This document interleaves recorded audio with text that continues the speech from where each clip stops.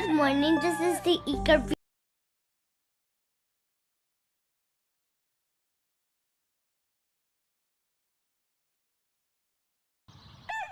Good morning, this is the Eager Beaver Show. You are listening to a True North Eager Beaver Media Incorporated podcast.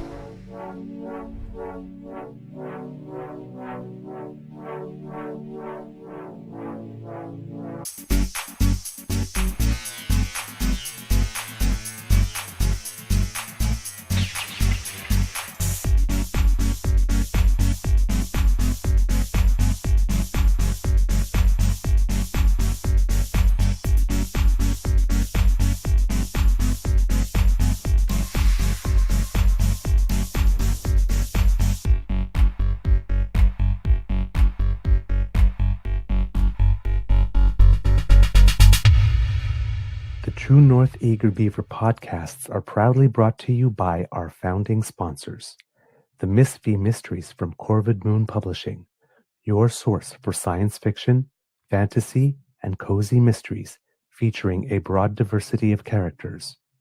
PsychicTarot.ca, book your tarot reading and unlock your spiritual journey.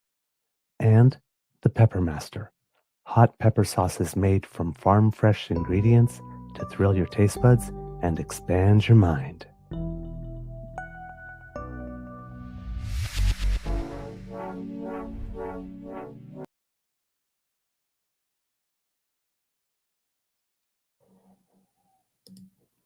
Well, good morning. Hello, kids, and welcome to Season 5 and episode number 652 of the Daily Beaver Morning Show.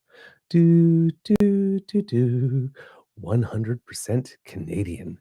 Today, recording day is Wednesday, May 21st, 2025, and it's a gray day here at the Beaver Lodge. In fact, it's a dark and gray day here at the Beaver Lodge. I'm looking through my curtain and I'm barely seeing any light at this hour, which is kind of weird. I'm your host, the Eager Beaver, pronouns he, him, hey, Mr. Beaver, A.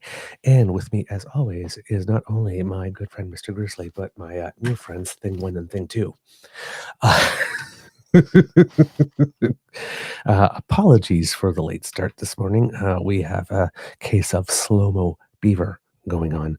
All my timing's off. I keep on thinking that I can pop out of bed and get dressed. And by getting dressed, I mean, even though the kids demand clamor because of the current situation, I mean a pair of gym shorts and a t-shirt takes me about 12 minutes. So normally I just pop out of bed and throw them on. So it took me about 25 to 35 minutes to make it from bed to a chair today. So hopefully over the course of the next 8 weeks, as I get used to maneuvering with crutches, I will be faster. But it dawned on me, Mr. Grizzly, that because I'm thinking like I'm a pro on crutches because I was on them like for 10 straight months when I had to rebuild my leg. But I keep on forgetting the thing that became clear to me yesterday is that when I had to rebuild my leg, it was my knee. So I could put weight on, like I couldn't put a ton of weight, but I could put some weight.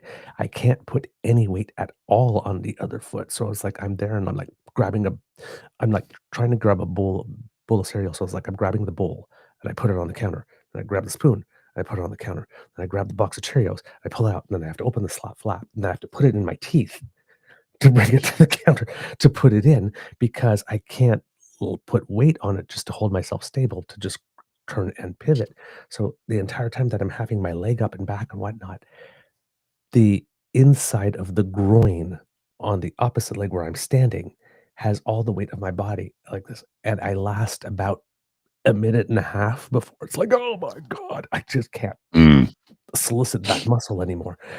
So I thought it was going to just be a breeze based on my last experience, but different pressure points on the body. Also, the body's considerably older than it was the last time you had to go through any of this. So, yeah. More than double a lot of the variables. age. More than double the age. Yeah. See, the repair time when you're in your 20s, a couple of days, and you're feeling, hey, I'm good. They're like, no, it's going to take longer. You're in your 50s, sir. I know, but I don't feel it. Oh, I feel it every day of my life. I mean, I returned to the show 1 year wiser, but I tell you, man, it was, yeah, it's really weird. It's like I know I'm Mhm. 52, but I Right. look in the mirror and I don't see 52, and then I look into my heart like this, and I don't feel 52, and then I look into my soul, and I'm still a 6-year-old. So it's just like I was playing tag with kids when I hurt myself. See, There I was a look in the room mirror and full I of go, adults, and I was the only one playing with the kids, and I right? look in the mirror and go, "Who's the wrinkly, bald old fart staring back at me?" Mm, You know, I yeah. used to have shoulder length hair, man. Now I got So nothing. It's you depressing. have me, sir. You have me. I got enough hair for both of us. Trust Yeah, me. yeah. You've met my wife. Yes. She has hair for all three of us. Yeah, Honest to goodness, she's got a lot. like thick. It's so Yeah, thick, it's insane. Her yeah, son is the same way. Her daughter didn't inherit her thick hair. Her daughter has beautiful hair. I'm not yeah, saying otherwise. yeah, But she didn't get the thick hair that her son and her have. Her son looks like Thor. yeah. As a kid, I had hair like Bridget, just like big, thick stuff and cowlicks all over the place and whatnot. Couldn't do anything with it. And at some point, it just like became super fine, like silk, and like in my 20s for some reason. Mhm. Don't know, but there's God knows how many races having a genetic war inside my body. So I just Well, when I had hair, it my was skin long color has and changed through my life. Right?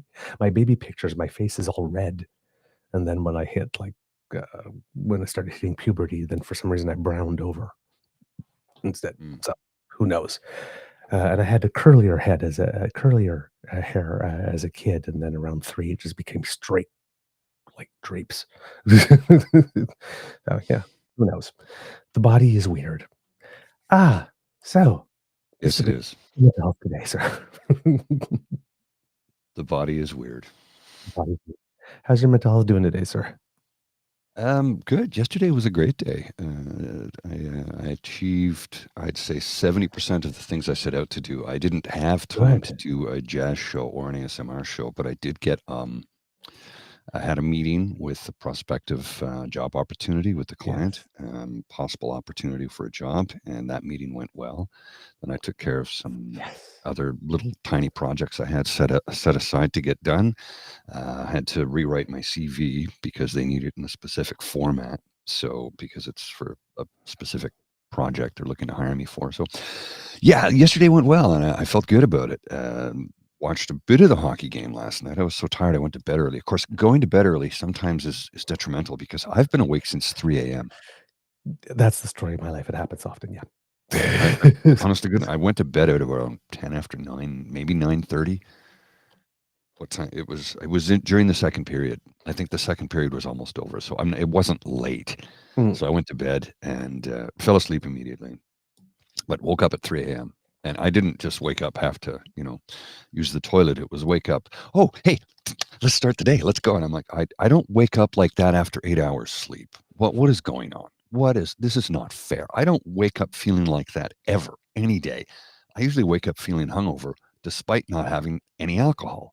It's because I sweat and I wake up dehydrated and feel hungover. So you get some water into you, you get some coffee into you, you start to get the gears in motion. I woke up ready to go at 3 a.m.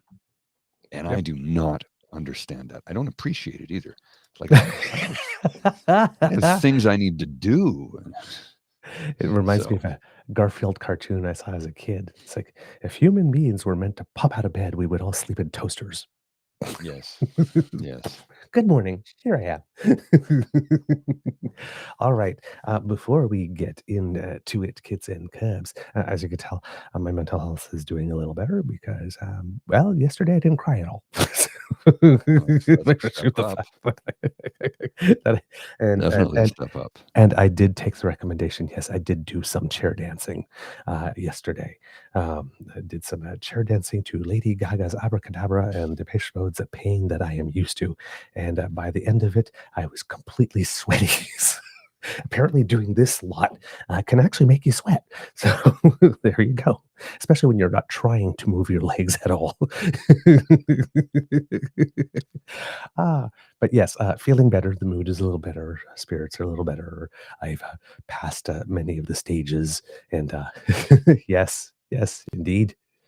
I've passed many of the stages, and I've reached acceptance now, so I'm good. Good. That's me on New Year's Eve, 1999, December 31st, 1999.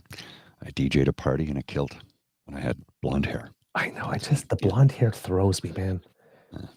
Well, I was born with blonde hair. And as I got Really? older, it got darker. And it got darker? Okay. My mom too was the same thing. Yeah. Blonde hair, blue eyes when I was born. Huh. Interesting. All right. Oh, Kit Mike, I'm so sorry to hear that you hurt your ribs. Yeah, Yeah. I know. Slow moving. Yeah, ribs too, right? Because absolutely everything, you use them for everything. It's like Bending, 20 after stooping. 5 in Calgary. Well done, sir. Way to go. What's that? 20 after 5 in Calgary. Mike's in Calgary. Oh, yes, I know. Yeah, geez. Thank you for being up to that. That's early. That's commitment. Or insomnia, one or the other. Got nothing better to do. All right, kits and cubs. Before we get into it, as Mr. Grizzly mentioned, of a hockey game. Da-da-da-da-da-da. Charge! Oh my God, I'm so happy. I don't listen. I'm loving the PWHL, man. Oh, I didn't see that It's game so either. much fun. Oh, yeah. No, I watched all of it. Ottawa Charge against Minnesota Frost. Yes. Minnesota Frost finished first in the league, I believe, and the season, Yes, and the they did. defending Calder Memorial Trophy champions. And da-da-da-da-da-da, the Charge got it done, baby. Oh, nice. Yes. They're up 1-0. 1 down, 2 to go. 2 to go. Yeah, those games are on TSN, and I don't have cable, so Okay. Yeah, gotcha. I haven't had it in years because I'm sorry. Now I can sign up for a month, but it's $30. I'm like, Yeah, come on. I know. And TSN I've signed up in the summertime before to watch CFL, right? Yeah. But TSN used to have this thing where they had their games on demand. They had like things that were on the main network, and then you could just go on their website and see the extra stuff. But now they're charging for that too. And it's like that used to be, you used to get that by virtue of the fact that you had a cable subscription. Now they went more for that too. So yeah, not cool, TSN. However, the Ottawa Charge, absolutely fantastic game. Unbeaten at home in playoff history so far. Awesome. So I'm just sharing pictures of you when I had hair. That's kind of cool. Sharing pictures of me when I had hair. Pardon? I was just sharing pictures of me when I had hair. Oh, okay. Sorry, I was looking at another screen, so I didn't see it. I didn't see them go by. So yeah, absolutely great results. Very intense game. Ottawa had scored first, and then the Charge tied it up, and it had to go into overtime, which is, when you're at playoffs and you're a hockey fan, that's kind of a lot of fun for you. Mm-hmm. You get a good match, and and it goes to overtime. Unlike the other one that went to quadruple overtime, this one did not need to go to quadruple overtime. So I bet I hope that I think that everybody was happy for that, at least. Because yeah, that particular match was a little brutal. But yeah, just a great match all around. Lots of fun, really good playing. It's the first time I'd ever seen the Minnesota Frost play. For some reason, every time I watched the Ottawa Charge play, it was against another team.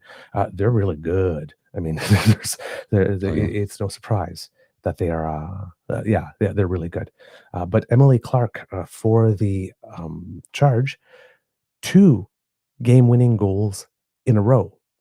She scored the game-winning goal that sent the Montreal Victoire packing, and the game-winning goal that lets the Charge take the series lead in the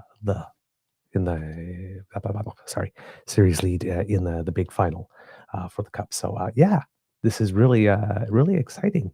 I'm just Cool. yay. So yeah, I'm on the bandwagon. I'm in. I'm a fan. I love it. Um, Great hockey, great excitement. Highly recommended if you haven't tuned into a game. I mean, if you're going to tune into some games, I mean, you know, the final of the playoffs, like the cup playoffs. I mean, that's where you need to check it in. So check it out. So if you haven't checked out a PWHL game yet, please, this would be the time to do it. It's good stuff. It's worth it. All right. Today, pretty big day. Pretty big day. Tomorrow going to be a bigger day, of course, because the king will be reading the speech from the Oh throne. yeah, that's tomorrow, isn't it? I'm guessing. Yeah. That's So tomorrow. Is the throne I speech? got some flying. Yep, I got some flying buttress hair going on. Yeah, I think it is tomorrow. Yeah, the 22nd. Yeah, Yeah, that's tomorrow. 22nd. That's what it is. Yeah, yeah, that's tomorrow. So basically, it's like kids are coming back to school today. It's back to school essentially. So all the parties are, people are coming back to Ottawa. There's certain parties having meetings and stuff like The that house is before reconvening. the big day. I'm sure there's, yeah, exactly. I'm sure there's a whole bunch of, how would I put it? Oh my God, the word's escaping me. Uh, Protocols, pre-planning, all that kind of stuff with regard to the king. Um, Not sure if and I think the queen is coming as well. I'm not sure if they've landed yet, if they've arrived Queen? yesterday already and are already. Yeah. Apparently, well, the queen consort, Right. but they're both yes. coming. Yeah. Camilla's both She's coming. not really the Um, queen, just the queen consort. Yes, like this, but for all intents and Right. purposes, the queen. So the king and so they're both coming, and that's going to be a historic thing because it's even though the last time the speech of the throne was read by our official head of state, I think that was 1977. That was the queen. So the speech from the throne, it seems, has actually never been read by a king I in guess all of not. Canadian history. So it will be a historic first. There you go. That's kind of an interesting bit of trivia there. But yes, Parliament is about to resume. There's going to be a meeting, as you saw in the show notes that Mr. Grizzly put up. There's going to be a meeting from the front bench team from Prime Minister Mark Carney. They're going to have some what's called, according to iPolitics, some closed-door pre-sitting strategy sessions, or a cabinet planning forum. That's the way the Prime Minister is describing it, and that got underway at the official residence in Meech Lake yesterday afternoon. It's going to wrap up later today. Then, but the caucus and the Liberal caucus is set as a whole to meet on Sunday, which would be the first time since the April 28th vote that they will have met all together. When that happens on that meeting, as all parties do, they're going to decide on whether or not they're going to adopt the provisions of the Reform Act, which gives the caucus the power to order a leadership review. So far, since the Reform Act has become law, only the Conservative Party of Canada has availed themselves of those privileges. It seems that there is some chatter that the Liberal caucus might adopt it this time. Word on the tweet, again based on iPolitics, is that the caucus is almost split in half between newcomers and veterans on that. And apparently there's an MP who does not want to be identified, who's quoted as saying, at the end of the day, the pressure on Prime Minister Trudeau was so great from the caucus that he did end up stepping down. So I guess there's a question as to whether or not the Reform Act is needed or not. Now, of course, back in the time when it was happening, people were saying, well, gee, if we had the Reform Act, we could just do this really quickly. We could just have a vote and he wouldn't have to do it. The choice would not be his. But he did go. So again, will the party need it? Will it not? But it's one of those things where you'd have to, if it happens, like when the Conservatives did it, right? We could have taken that piece of news and go, ooh, the Conservatives voted to give themselves the Reform Act, even though they still say they want PP. They're putting the card in their back pocket so that they can get rid of them. Ooh, that's the plan all along. And it's like, no, we didn't do that. We said, yes, all that is true. That could be. But the fact is that the Conservatives always do this. So there's no special significance in this. Similarly, one could say, if the Liberals did this, oh my God, the Liberals just did it. They want to get rid of Mark Carney. They're setting it up. And it's like, well, again, it could just be, you'd have to look at they just won an election with the greatest number of votes any political party has ever received. Correct. If the Liberals gave themselves that power of the Reform Act, I doubt very much they're doing it because they're planning on using it imminently. The throne speech is on the 27th, according to 27th. Linda. Yeah. Darn, sorry. Okay, I do not know why I had that wrong for some reason.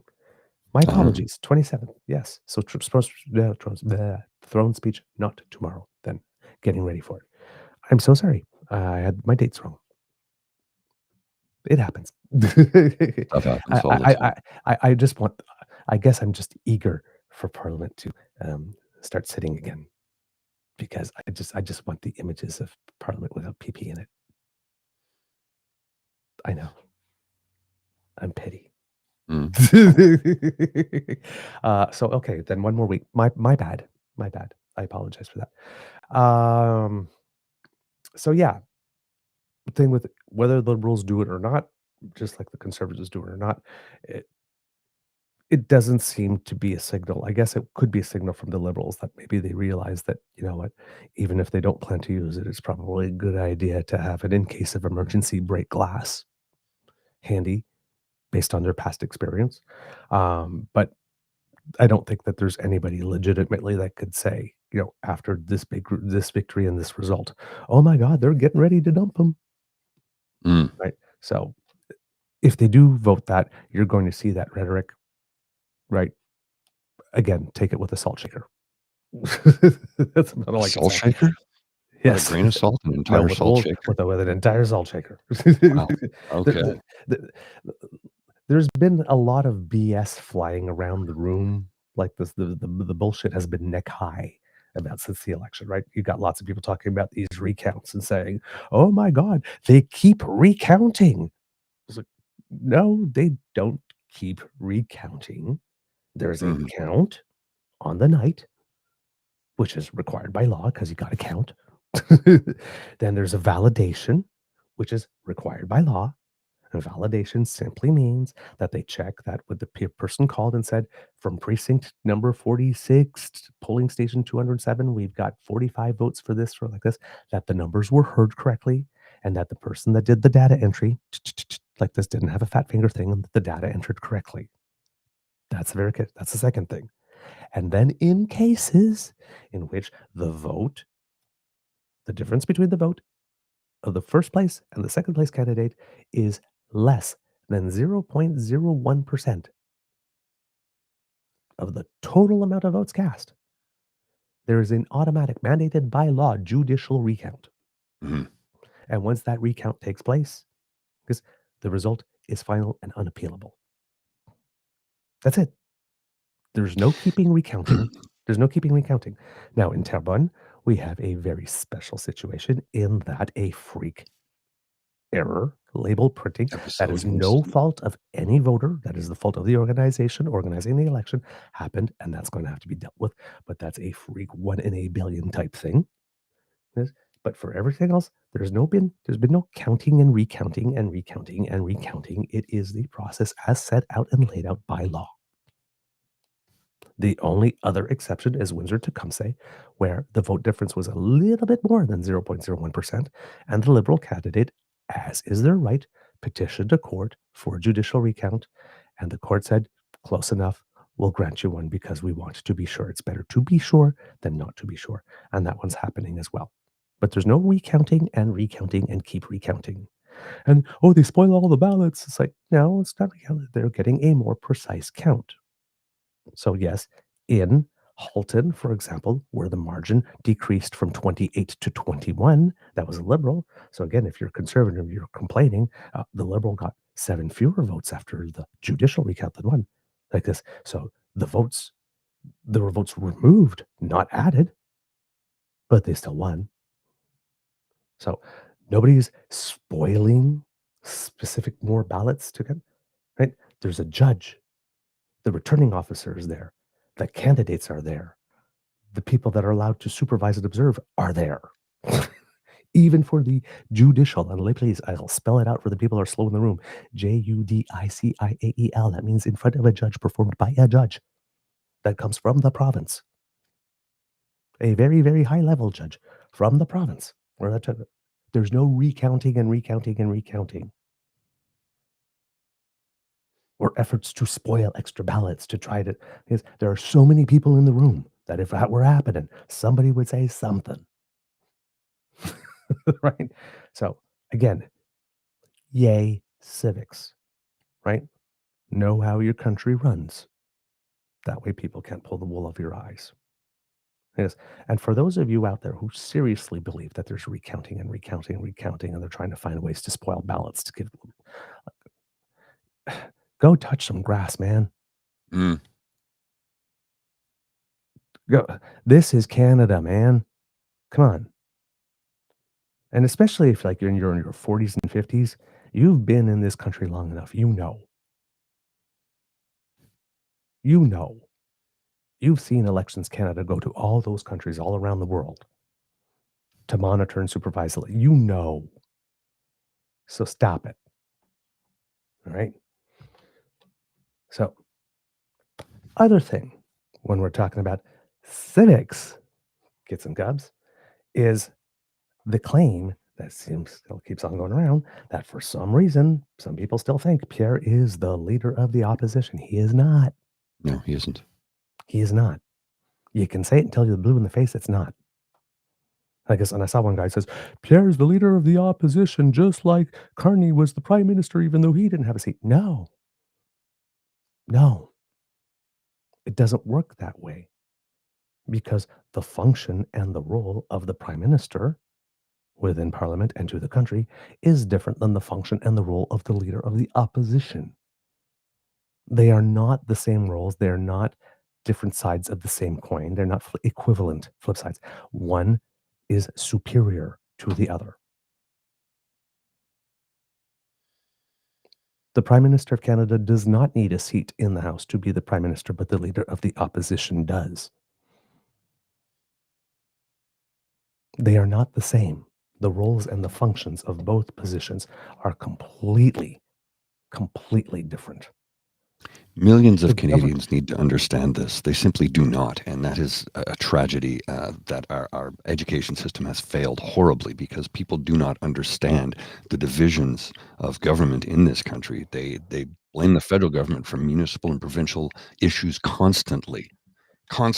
And then they get mad when they don't understand how our federal system works. Well, go back to school, open a book, or there's this thing called the internet, and there's this place you can go on the internet called Google, where you can type in, how do Canadian politics work? What are the divisions of government? Who's responsible for what? We even have a handy dandy chart we can share with you. But it's just I know, man. And again, right, as Mr. Grizzly keeps on reminding us, that the truth, a lie can, run a marathon around the world before the truth even gets its pants on. Mm-hmm. Right? So, but you have to understand that there are very, very complete different roles. The leader of the opposition, and as evidenced by everything that we've seen, there's a reason why Andrew Scheer is back in the position he's in. Mm-hmm. Because Pierre is not the leader of the opposition. You don't need an interim leader of the opposition if Pierre is the leader of the opposition. Like, come on. Right? So, we have to, again, the thing I keep on saying, if you claim to be a patriot and you claim to love Canada, you have to at least have taken out on a few coffee dates to get to know it. You can't love what you don't know. Right? So, in Canada, the requirement of the leader of the official opposition to have a seat in the House of Commons, while the Prime Minister does not necessarily need one, stems from constitutional conventions, parliamentary traditions, and the distinct roles of the two positions within the Westminster system. The leader of the opposition, right, must be a sitting member of Parliament to effectively fulfill the role. This is because the opposition leader's primary function is to hold the government accountable within the House of Commons, which involves participating in the debates, questioning the government during question period, and leading opposition efforts in parliamentary proceedings. Without a seat, they cannot directly engage in these activities, which are central to the role. The opposition leader is expected to be present in the House to represent their party and challenge the government. A non-MP leader would be unable to perform these duties effectively, as they would lack the parliamentary platform and privileges granted to the MPs. You can only oppose from within Parliament. So you have to be in Parliament to do it. Pierre is not. What's the difference between Pierre and a toilet? A toilet has a seat. Toilet's functional. Yeah, A toilet it's has a also seat. useful. So, It's also useful. It's also useful. The toilet also swallows the refuse. He just spews it out. Ooh. Oh, Mr. Grizzly. 50 beaver. Well, I mean, points. come on, let's not 50 kid beaver ourselves points. here. Yes. As for the Prime Minister, there is no strict requirement for a seat because the Prime Minister is appointed by the Governor General, and the Governor General has a duty to ensure continuity of government. There must always be a Prime Minister, seat or not. There must always be a Prime Minister. There's a Prime Minister. Yes. So the Governor General selects the individual most likely to command the confidence of the House of Commons. This is typically the leader of the party with the most seats in the House, but there is no constitutional or legal requirement that the Prime Minister must be an MP at the time of appointment or during their tenure. The Prime Minister is expected to command the confidence of the House, which usually implies being an MP or seeking a seat soon after appointment. However, there have been historical exceptions when Prime Ministers served briefly without a seat. For example, Sir Charles Tupper was Prime Minister in 1896 for a short period without a seat in the House of Commons, having lost his election but remaining as leader of the Conservative Party. Similarly, John Turner served as Prime Minister for a brief period in 1984 without a seat, as he had not yet run in an election after becoming Liberal Party leader. A little similar to what we had going on with Mark Carney in this case. Right, so that whole stuff with Mark Carney, where it goes, oh my God, I can't believe it. It's like we just did this in 1984, right?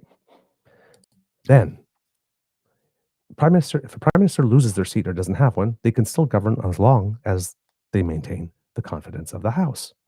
Correct. Right, so they can, as Pierre is doing, seek a seat through a by-election and rely on the cabinet party to represent the government in the House during the interim. Which is what Pierre is doing, right? Seeking a seat and relying on Andrew Scheer, who's now the interim leader, to represent the opposition in the House during the interim.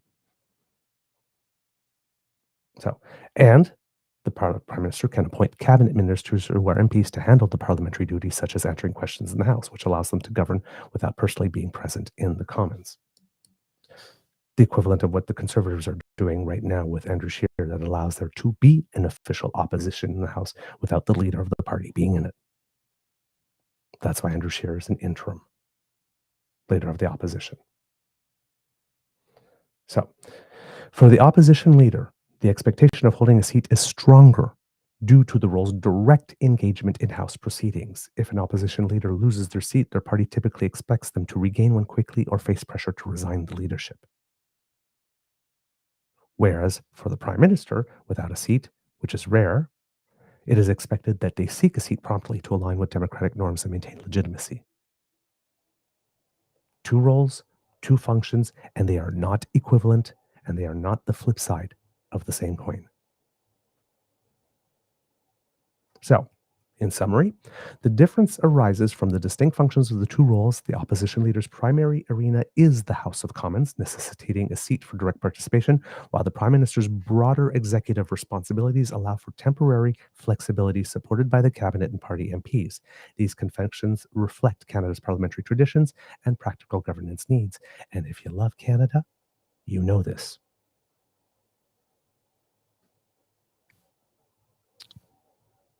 And if you don't, and if you don't really care about how Canada runs or operates like this, but call yourself a patriot, well, then you probably have a blue check mark. You're on Twitter, and you're probably claiming that Pierre is the leader of the official opposition, because Either you don't know or you don't care.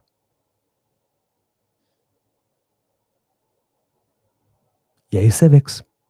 Yeah. So nobody's recounting and recounting. Nobody's spoiling extra ballots. And Pierre is not the leader of the opposition. No, he's not. And he's completely irrelevant right now because he does not hold a seat. He's not the leader of the opposition. He's just a guy. He's just a guy. He's just the leader of the party. Except he's living rent-free. Anyway, he may or may not win this by-election. We don't know. We don't know. We don't know. He may win. It's a guaranteed safe Conservative seat. No question. That's not up for debate. Just what kind of Conservative? However, I'm reading a lot of things online about people in that riding who were like, no, we voted for Damien because he's a multi-generational family farmer. He knows the area. He's from Alberta. He's Burton through and through. I understand why they voted for the guy. He seems like a stand-up guy. And I know that people are not happy that some guy from Ottawa, who, yes, I know he's from Calgary originally, but he's lived here for 25 years. He hasn't lived in Alberta in 25 years. Number one. Number two, a lot of people don't particularly care for him because they know that he's not fighting for them. Why is he in Ottawa right now? And I mean sincerely. He should be in Battle River, Crowfoot. He should be in the riding that he wants to run his by-election in and do what Bruce Fanjoy did and go and knock on everybody's door. But he thinks he's got it like that because it was an 82%. So he's going to take them for granted the same way he took Carleton for granted. They came out with the Our Commons budgetary spending things again that keep on showing that Pierre spends more than Trudeau and Jagmeet Singh combined to do things that are of less relevance. For some reason, he needs twice as much money to do things that two parties else combined, even though he's just the leader of the opposition. Mm-hmm. But if you look at his spending, interesting thing, that's his, like, as his national caucus or research thing, and money he spends at Stornoway and money he spends as leader of the opposition. But the money he spent as an MP in his for his constituency was among the lowest in the country. He wasn't present. There's a reason the voters in Carleton threw him out. What have you done for me lately?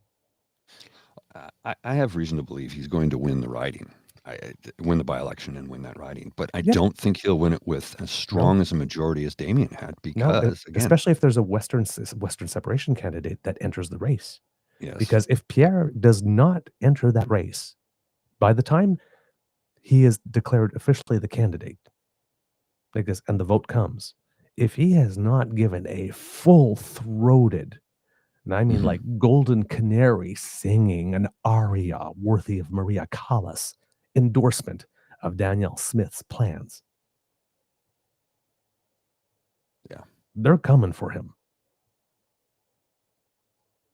And if he does do that, any opportunity in the future that he has of becoming prime minister just flushes down the toilet. Well, right? There's no way he can compete for that seat and say, yes, Alberta separation, and then expect in the next election to become prime minister. That's not going to happen. And if he goes there and he doesn't say, yeah, Alberta separation, his odds of winning that seat with 82 decreased dramatically. And if he does not win that seat with a big margin and then cannot explain why it is he was not able to do as well as some no-name backbench MP, not no-name in his writing, but we never heard of. Damien Kirk has never made any news in the last 10 years that his name got mentioned on this show or in my blog prior. The first time I ever mentioned Damien Kirk's name or even heard of his name was when I was, he's given up the seat. A bit like Chandra Arya. Like, who the hell is he? Never heard of him. So no, we hadn't heard of him until he decided he was going to enter the race. Yeah, and then we discovered that this is not somebody who wants to unite the country. Exactly. So there are some people in there, like this, even us as junkies, like this, I've never heard of, because they just do the backbench thing. They clap, they vote, and They do their quiet little thing Mm. like this and don't make any news, right? Good or bad. So, yeah, Pierre's not there. But if he doesn't get 82, let's say he wins with 62, Western Mhm. Independence candidate, or Bernier decides to run, or both happen. Bernier runs and there's a Right. Western Independence candidate, and all of a sudden it's a three-way conservative fight. You Well, never there know. is the one individual. There's a local fella who has been getting some good grassroots support. Who's pissed about this? Mhm. That's what I say. I've They seen could him be that online. candidate. Yeah, I'm not sure if he's a truck driver or a farmer, but he's from that area, and he's pissed. He is genuinely angry about this. He's like, I voted for Damien because that's who I wanted as my member of parliament to represent me, to represent this constituency, to represent this riding, to stand up and fight for us. And now he's stepping aside to let some guy from Ottawa parachute in and take over. And he says, and I'm not happy about that. And again, many people aren't. Will Pierre win that riding? Probably will. He probably will. There's no guarantee, but he'll No, and probably win. they're all talking like it's a guarantee he will get it. He's going to be in the House in no time. You don't know that. We don't know that. He probably will win it. That's not up for debate. I think he probably will. But Mhm. I know that there is anger about this from a lot of people in that riding. A lot of people in that riding are angry about this. It's not who Absolutely. they voted for. No, not at all. And when you uh, uh, when you take it and you put it all together, right? There's so many variables that could happen. And the Terrebonne thing that's going on right now is another interesting variable that gets added to the mix. Now, Pierre Poilievre had a little something interesting to say about this, Mr. Grizzly, which could end up biting him on the backside. Again, I'm not sure if that might not be clear enough. I have to try to make No, that it's a little clear. It's bigger. clear. It's clear? No, Okay. it's fine. It's fine. Okay. He says, conservatives believe there should be a by-election in Terrebonne. With a margin of one vote and numerous errors preventing some votes from counting, voters deserve the chance to have their intentions clearly expressed with a conclusive vote. Again, let's focus on the last phrase in that post. Voters deserve the chance to have their intentions clearly expressed with a conclusive vote. Mm. What about the vote in Battle River Crowfoot, Mr. Pierre Poilievre, was not clearly expressed and conclusive? Are you saying, because you're running in Battle River Crowfoot, are you saying that voters there did not get the chance to have their intentions clearly expressed with a conclusive vote? No. It's okay when I do it. It's okay when I do it. But when you do it, it's wrong. You Okay. see, you have to understand. You have to understand when I do it, it's because that's what the people really want. But when you do it, Oh, it's wrong. okay. Because right now I'm seeing a situation where there could be a by-election coming up in Terrebonne, and if that is the case, then Pierre Poilievre, shouldn't you run there? Because that seat was not conclusively decided, and there is going to be another by-election there anyway, whereas the seat in Battle River Crowfoot was very conclusively Conclusive. decided. So, and if you believe like this, that votes that are conclusive should Yeah. stand, then the first opportunity for you to run should be in Terrebonne if there's a by-election there, shouldn't it, sir? And at the same time, because you are a conservative and you care a lot about money, if we did that, well, then we'd only have to do one by-election, which we would have to do anyway because of this error at the cost of $1.7 million rather than two. And the good people of Battle River Crowfoot would be able to get the MP for whom they voted. It seems like a win-win. We save money, the citizens of that electoral district get to keep their MP. And, well, there is going to be another by-election anyway happening, let's say, if that's the decision in Terrebonne. So there's your opportunity. saves money. You don't disenfranchise a whole bunch of voters. And it seems so very neat and tidy, Pierre.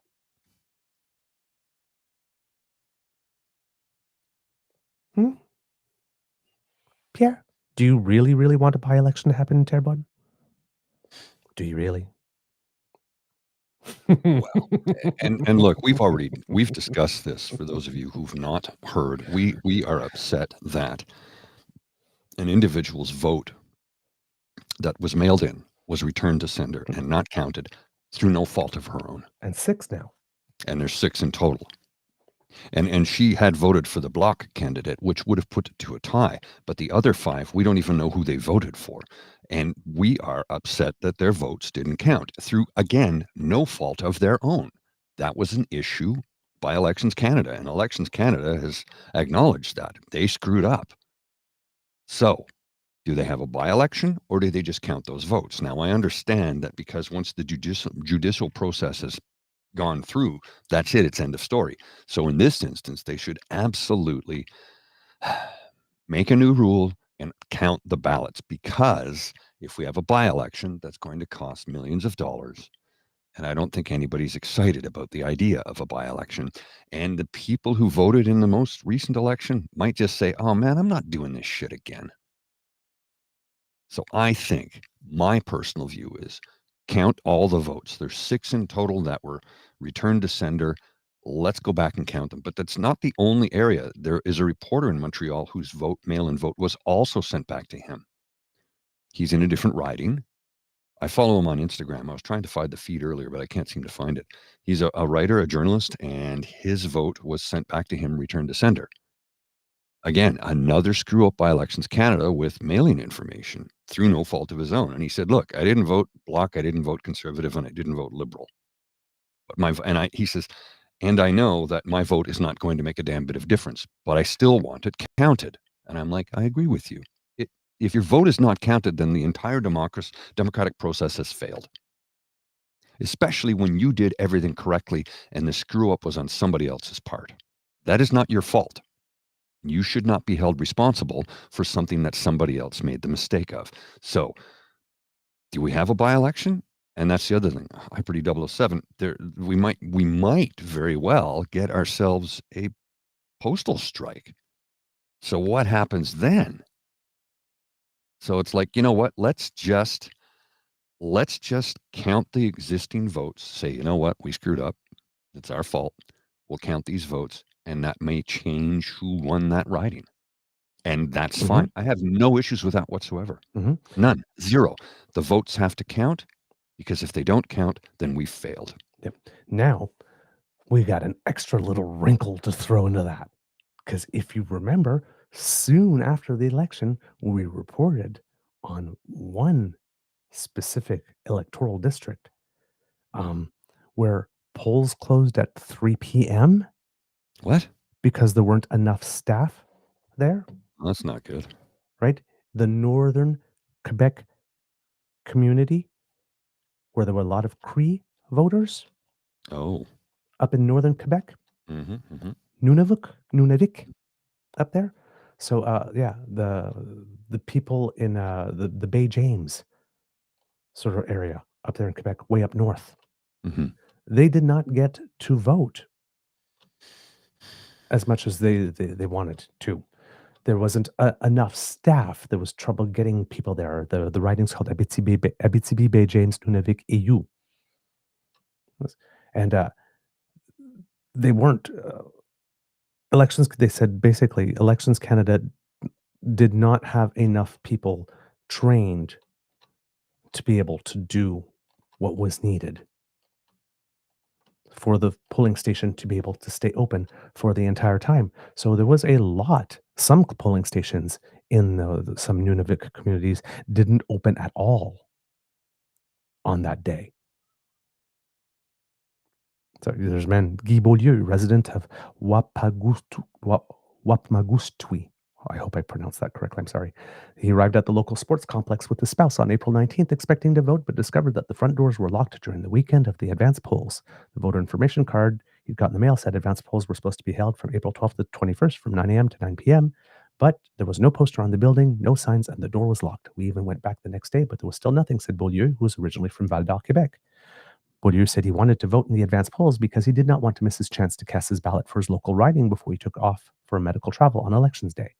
Quote, I was not surprised because up north it seems that happens pretty often, said Beaulieu of the issues he encountered. Wapmagotswe is the only Cree community accessible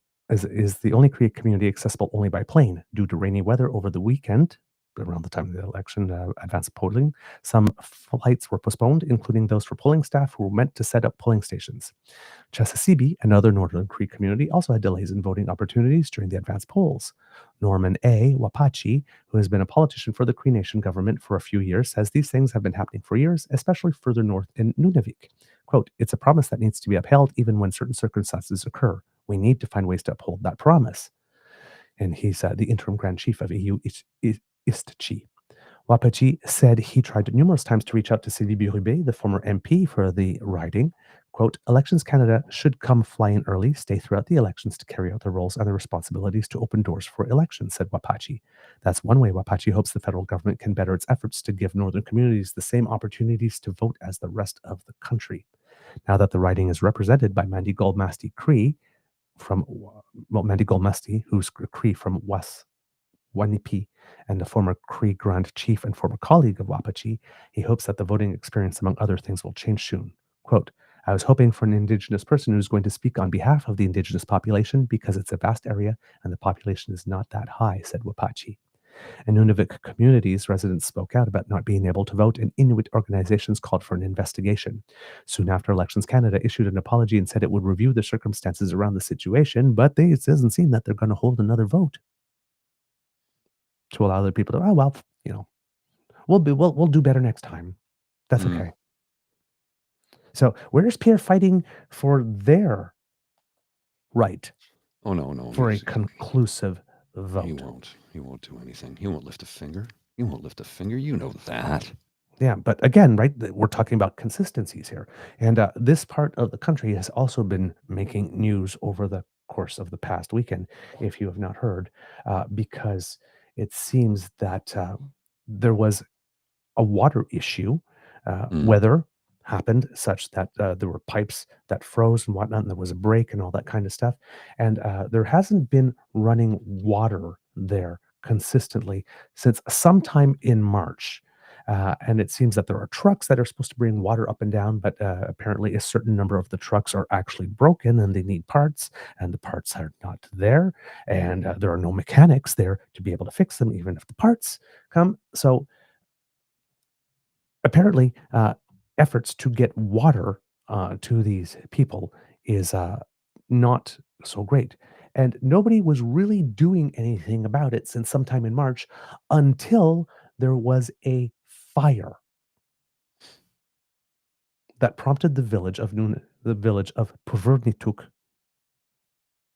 it's a small village in Nunavik, to declare a state of emergency. The fire began at Saturday at 3 p.m. and destroyed a house in the northern Quebec village of 2,100 people, where a lot of people are living 8 to 10 or more per house. There were no injuries, according to a statement from Lucy Kalingo, Puvernituk's mayor. She said the fire was extinguished at about midnight with blizzard conditions, strong winds, and the very limited water supply hampering the firefighting efforts. There wasn't enough water available to be able to put out the fire.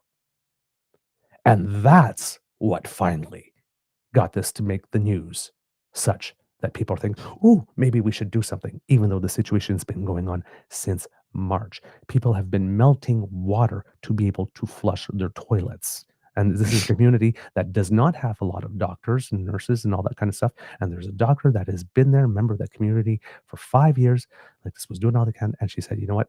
After the 9th day of not being able to flush my toilet at some point, that's where I hit my breaking point. And she's leaving. So they're even losing a doctor because nobody cared about it until there was a fire. Because if someone died, then they would have who somebody might have. But so long as they just can't have any water and can't flush and are picking up illnesses and stuff like that, well, fuck them. We can do that later. So no water and no vote. Not enough water to put out a house on fire and no vote. Where's Pierre? Where's Pierre Where's fighting? he fighting for them? Yeah, conclusive. Yeah. Well, where's anybody fighting for them, really? Where's Pierre? anybody fighting for them, including the member of parliament from that riding, including the prime minister? Why is nobody fighting for them? Well, the member of I parliament. mean that. We have to again be fair. The member of parliament that was there from before, yes, right. The newly elected member, Mandy Golmasti, hasn't even sat in the House yet. Right. But the member that was there before lost her seat. Gee, I wonder why. Wonder why.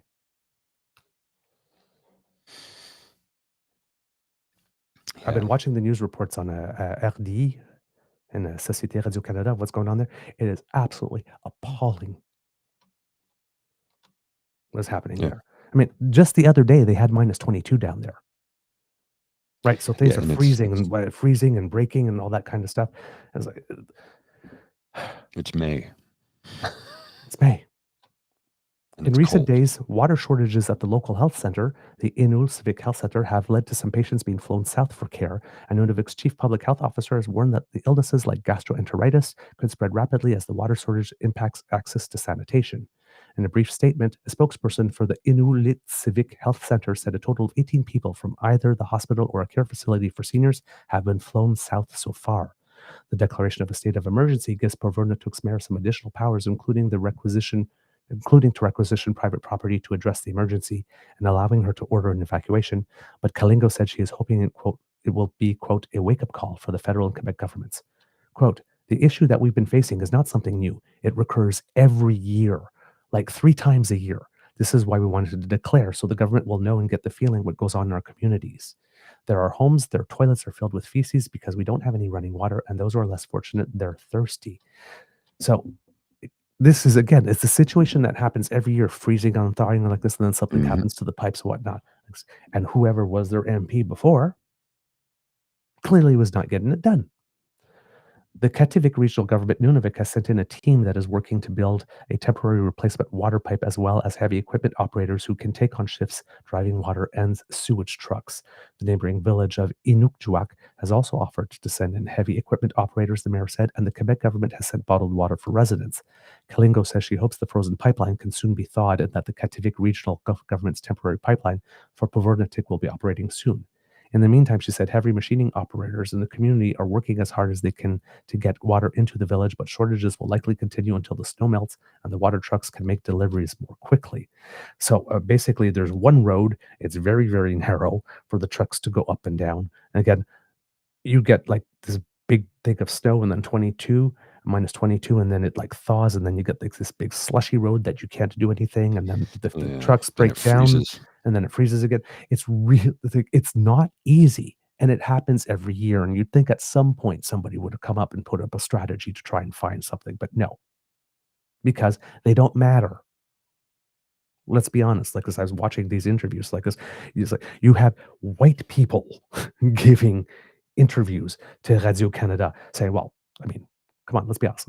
We don't freaking care about them, right? That's why this is happening." So, I mean, it's gotten that bad, right? That there are people from non-Indigenous communities now that are going onto the news and saying, "Hey, come on, this is freaking ridiculous." Agreed. So for that to happen, it's got to be really bad. Now we have Ian Lafreniere, who's Quebec's minister responsible for relations with the First Nations and Inuit, who's talking a good game like this and keeps on saying, "Well, you know, there's a government there. We have to make sure that there's we go through them and all kinds of stuff." And yes, you have to respect all of that, but it's a convention, right? They call them conventionné in French. So there's an agreement there. But somebody made the point. Well, during COVID in the province of Quebec, when there were the mandatory curfews and the shelter at home, because the government just did that. They didn't coordinate or consult or whatnot with the Indigenous government there. They just did it. Mm-hmm. So why can't they just bring the water in when it's water? I don't know. Why do we need these extra steps? to bring in water. Like, yes, I understand you should do things collaboratively, but there's no water. It's like you don't need to have to wait for a phone call since March.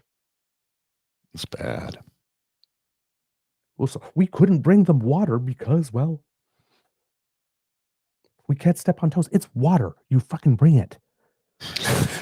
It just, it's like, oh, now you care about their authority. When it gives you an excuse to not do something. But when you need something done, you still override it.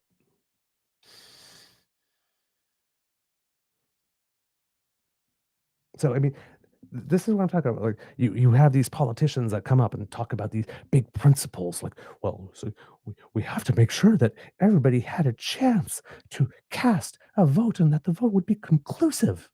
Okay. I'm down with that. Now apply it all across the frickin' country, from coast to coast to coast. Walk the talk. So, yeah, if we had a more active journalistic function that was less interested in the daily soap opera, junior high school type questions, like, oh my God, you went to the Mass with the Pope and you got on your knees for communion. Oh, does that mean you are submitting to the church and we're going to be... No, we're not going to be a vassal state of the Holy See because the Prime Minister happens to be Catholic and got on his knees to take communion. Not confession, communion. Sorry. Like, that's a dumb question. Well, you could have asked the Prime Minister, hey, there's these people up there who didn't get to vote. What you going to do about that? Oh, by the way, those people didn't have enough water to put out a fire in the community. What you going to do about that? Oh no, the Prime Minister is going to be beholden to the Pope. That's not. That's the narrative that they tried to go with. There's shit going on. It's never ever going to happen. There's real shit going on. Yeah. Well, yeah. Right? So leaders, if you're going to like Don't stand let there and like fads- make those big glorious democratic principles, like walk them for everyone. Sorry, I went on a long rant there. Mr. Grizzly, please take over talk for a bit because I'm going to go off topic here for a minute and share something with you folks that maybe you're not aware of, because this is really troublesome and disturbing to me. You're familiar with Kristi Noem? Oh God. You know who Not she is, her. right? Yeah, So some guy got her really good. Says, "Oh, it's so nice that you stopped cosplaying and taking photo shoots to come and answer a few questions."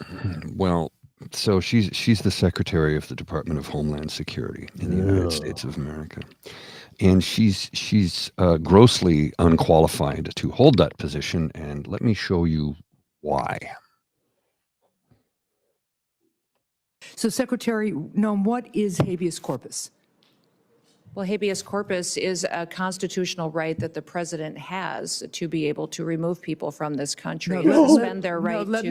me stop you, ma'am. Suspend their right Habeas to. corpus, excuse me, that's incorrect. President Habeas Lincoln used it. Excuse me. Habeas corpus is the legal principle that requires that the government provide a public reason for detaining and imprisoning people. If not for that protection, the government could simply arrest people, including American citizens, and hold them indefinitely for no reason. Habeas corpus is the foundational right that separates free societies like America from police states like North Korea. As a senator from the Live Free or Die state, this matters a lot to me and my constituents and to all Americans. So, Secretary Noem, do you support the core protection that habeas corpus provides, that the government must provide a public reason in order to detain and imprison someone? Yeah, I support habeas corpus. I also recognize that the President of the United States has the authority under the Constitution to decide if it should be suspended or not. It has never Let been, us be clear, though, it that has this never been president. done. It has never been done without approval of Congress. Even Abraham Lincoln got retroactive approval from Congress.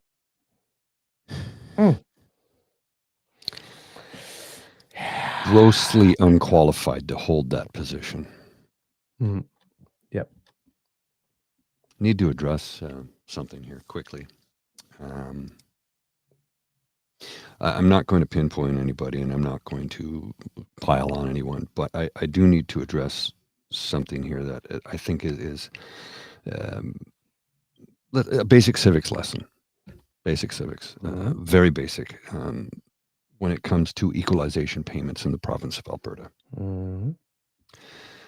Just so you know, that formula changed under Stephen Harper when the rules were rewritten by Jason Kenney. Mm-hmm. Equalization payments do not exist anymore.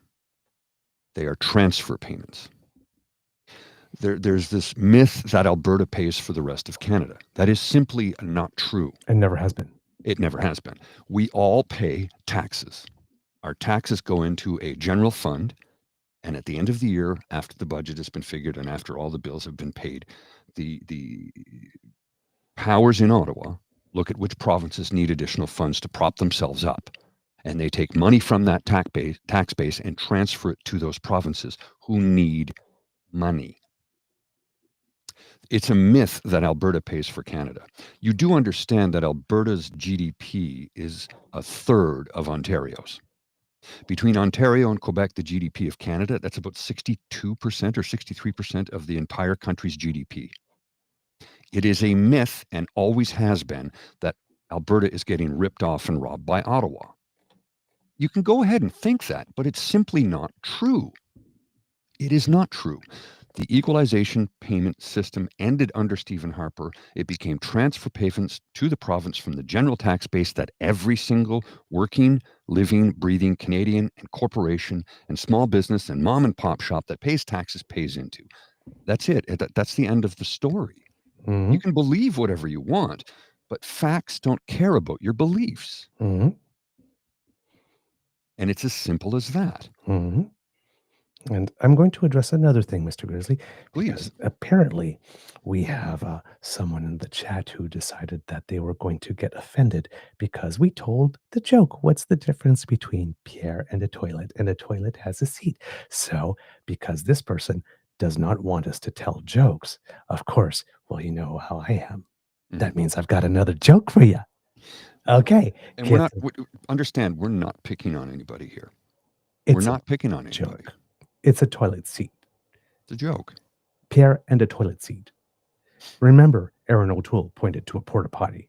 Yes. Okay. So if you're upset about seat jokes, mister, here's another one for you. Introducing Kids and Cubs, the Pierre Polyev model bicycle with a totally revolutionary new design. It comes with no seat. Available exclusively for a limited time at the Carleton location. Yeah, I saw that. That's pretty funny, actually. Okay. I could get a kick out of that one. They're called It's jokes. pretty funny. They're called jokes, buddy. It's a joke. Deliver a Relax. sense of humor. Relax. Unclench. All right? Relax. That's like... Come on. We play here, too. Right? It's not all serious. Right? A toilet seat. We did not compare them to the contents of the toilet. A toilet seat.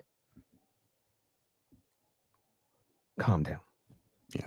Okay. Well, and you're welcome. You're welcome here. You are welcome in the lodge, in the Beaver Lodge. You're welcome to join us anytime. But you want to come in and you're welcome to come in and talk about what you feel. But you need to put facts into your argument. If you do not have facts to support your thought process or what you're saying, well, I'm pretty sure the wrench is going to shut you down. It's as simple as that. We do not police the chat. We don't. Nope. A person does that for us. They decide who stays and who goes. We don't do that. We leave it up to the damn fam to police it. And again, like I said, you're welcome to join this show. We're welcome to hear.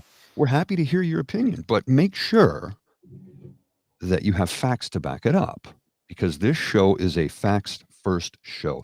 even when it hurts our feelings. Yes.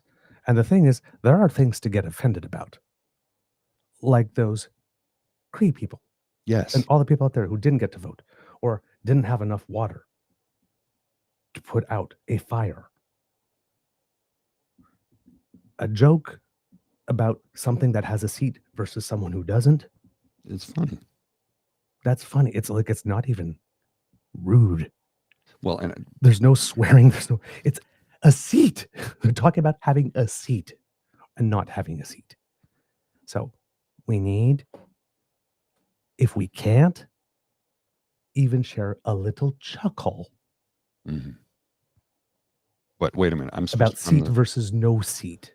because I live in Ottawa. For those of you who might not be aware, I live in Ottawa. I live downtown Ottawa. It's called Centretown. Is the riding I live in. It's the poorest riding in the city of Ottawa, and it's not even. It's the poorest riding by a large measure. And people go, yeah, well, there's $1 million condos at the end of your street. Yeah, it's called a city. You ever been in one? I find crack pipes across the street from my house almost every day in the park, right next to a primary school. It's called a city. Poor people live next to rich people in a city. It's always been that way. But when you want to call me a snowflake, because I'm a government employee who lives high off the hog in $1 million condo and earning 6 figures, no, none of those things exist. I've never worked as an employee of the federal government. I have always worked private sector, always. I have never earned 6 figures in my life. I live in a rent-controlled building that was constructed in 1959.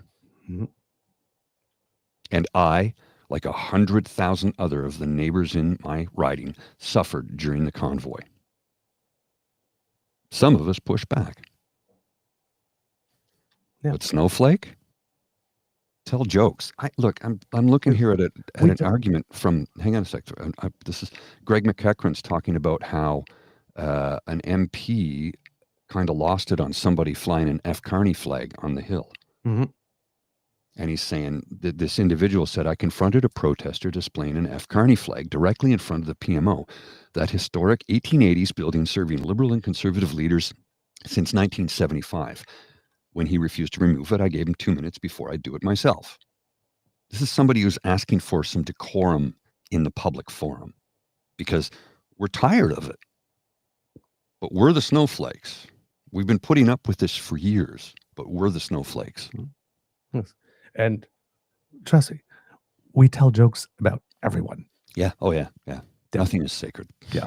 No, the sacred cows make the best hamburger. Trust me. They do. You should have heard some of the Trudeau jokes we told.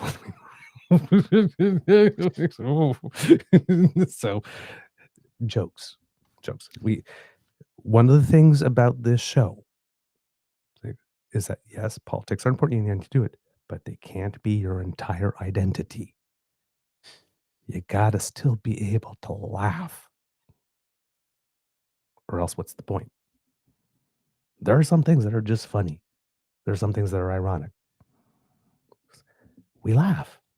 We laugh. We have to. Laugh. It's a difficult time. We have to laugh. We have to laugh.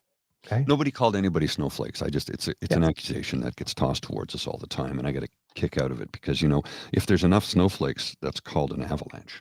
Yes, indeed.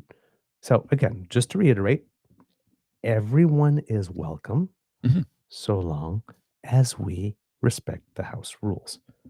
Facts first. Do not first assume the worst out of anybody. No.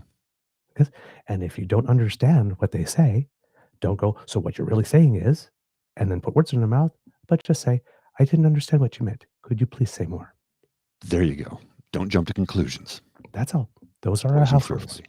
I got to leave in 5 minutes. Yep. I was going to get up to get a coffee, and I'm like, I got to leave in 5 minutes. So I'll just quickly wrap up. Rack up. I'll rack Playing up. Pool. I'll wrap up with this column, an opinion column from The Guardian. I don't know if you've heard about this. My friend told me about it the other day, and I was like, is this real? Yeah, it's real. Win a game show, become a U.S. citizen. We've entered the realm of Yes. the truly depraved. Yes. Well, we're getting close to Hunger Games there. Yeah. People have stupid ideas all the time. My child thought it would be fun to squeeze lemon juice in his hot chocolate. He took one sip, almost barfed on the table, then begged me to order him another lemonless beverage. Stupid ideas are great because most of them are harmless. Oh, I ate a large bug off the ground. Whoops. The only stupid ideas that are a problem are the ones where the actual government considers co-signing them. The DHS Assistant Secretary, Tricia McLaughlin, was asked by Time magazine what the status of the television pitch was and responded via email that it has not received approval or rejection by staff. Ouch. I'll put a link to the Guardian article here in the chat for those who want to read it a little bit further. When somebody told me about that, my buddy I go, is that for real? He goes, it's for real. They're considering having a game show to get U.S. citizenship. I'm like, oh my good Lord, this. Oh, I man. just don't know what to say today. Yeah. Right. Oh my God. It's just off the charts. And look, here's the thing. I'll tell you right now, Trump would love this idea. Oh, the ratings will be gangbusters. I'll come in and hand the citizenship. I'll host. You know what I mean? Yep. Exactly. You know what I mean? Exactly. Yeah, I hear you. Okay, I really do have to go. So thanks everybody for joining in. I appreciate each and every one of you. My words of wisdom today are: take some time for yourself if you get a chance. Enjoy the day. Weather-wise, it sucks. It's cold. It's wet. It's rainy. It's At least where we miserable. are. Here in the capital of Canada, anyway. I don't know what the rest of the country's like because I'm only right here. But the rest of us, if you've got a beautiful day, get out and enjoy it. And if you're like me, I'm just going to get out and walk my dog because she desperately needs to get out. And I'll enjoy it as much as I can. Until then, I will see you tomorrow. And I promise I'm going to hit the right button this time. Hit the button. Are we still here? Okay, good. Since we're talking about civics as well, saw another comment about the news, Kits and Cubs. For those who are new to the show, might not know, there is a difference between state-funded media and state media. There's a difference, right? So just because media receives some funding from government does not mean that the media is influenced by government. Again, this is Canada. Canada. We have no history of this. We have no history of this. Right? Recently, however, we have learned that if you happen to live in Alberta, the government of Alberta has directly funded the Countersignal and the Western Standard, the latter of which has vowed up and down for years that they do not receive any government dollars at all. Yes. And whether or not you consider those legitimate media or not, when it comes to being a news organization that respects basic fundamental journalistic standards to which journalists as a profession have collectively agreed, that is not the case.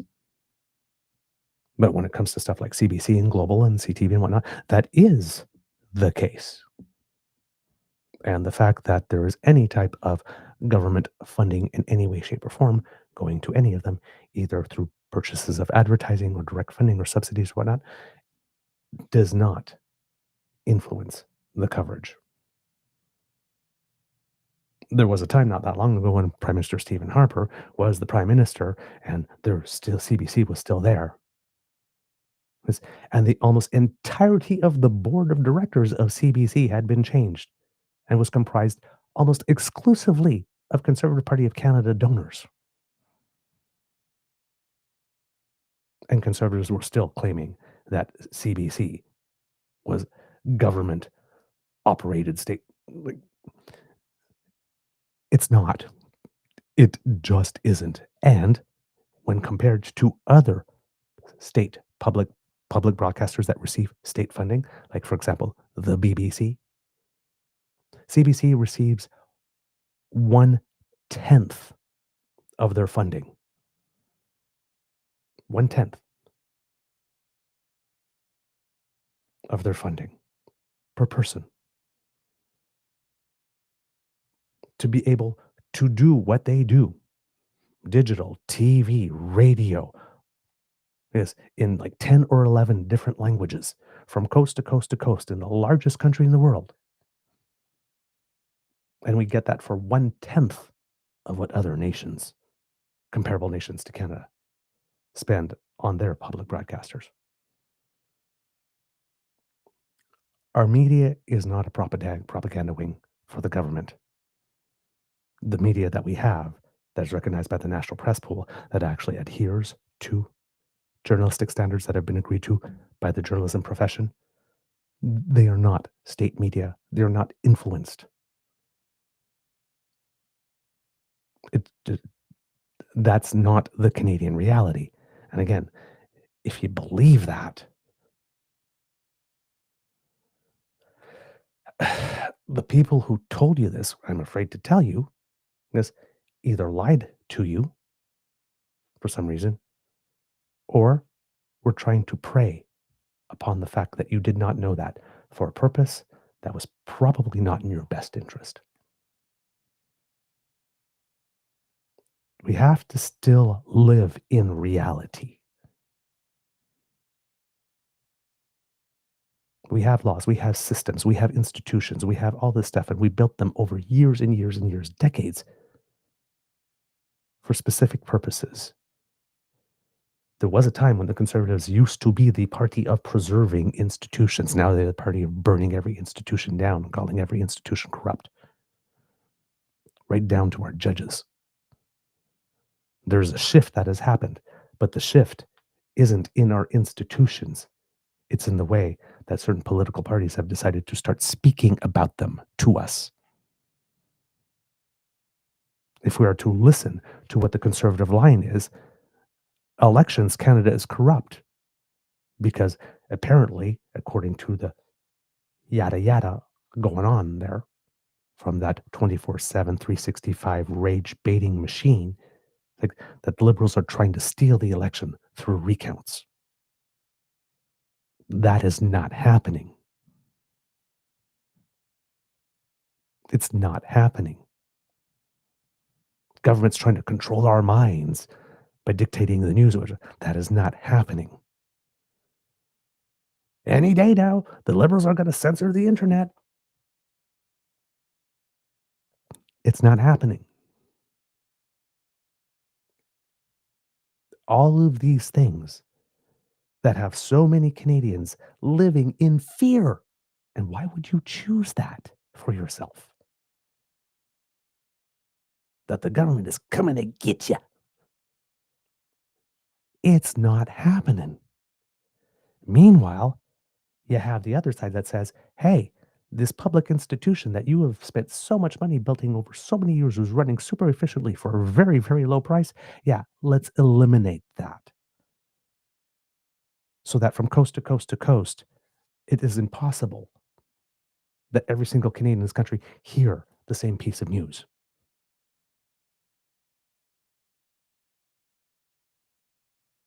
That's not good for the country. That's not helpful. From coast to coast to coast. Hey, I got a good idea. Let's suspend. Let's use the notwithstanding clause to suspend fundamental rights. There's only one party running on that. We need to abolish the Canadian Human Rights Commission. There's only one party running on that. What do you think happens when you have a country that doesn't have even one media that can communicate to everyone in the country from coast to coast to coast? When you have no Human Rights Commission, when you allow government to make the charter optional? One party is fighting for that. And all the others are saying, no, that's not who we are and that's not what we do. You need to understand the civics of your country so that when there comes along a party that says, hey, I've got a great idea. Let's burn everything we've built to the ground.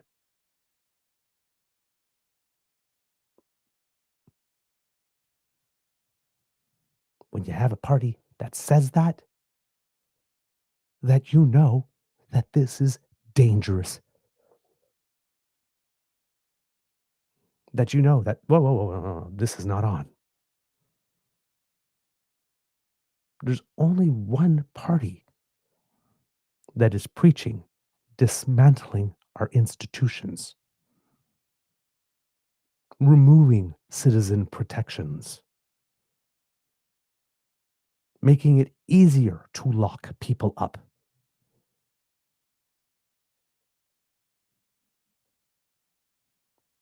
This is not okay. If we are going to get mad, if we're going to get offended, let's look at the people who turn around and tell you during the greatest health crisis to have hit the nation in the history of the nation, coupled with the greatest economic crisis, will stand up to a mic and say, you didn't deserve that the Canadian government spend so much money on you. You weren't worth it.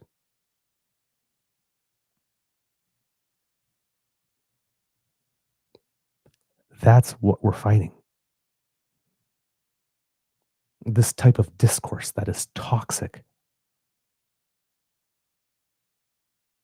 that makes it so that we can't tell each other even a light joke without somebody deciding that, oh my God, this is the worst offense that has ever happened in the history of humanity. No.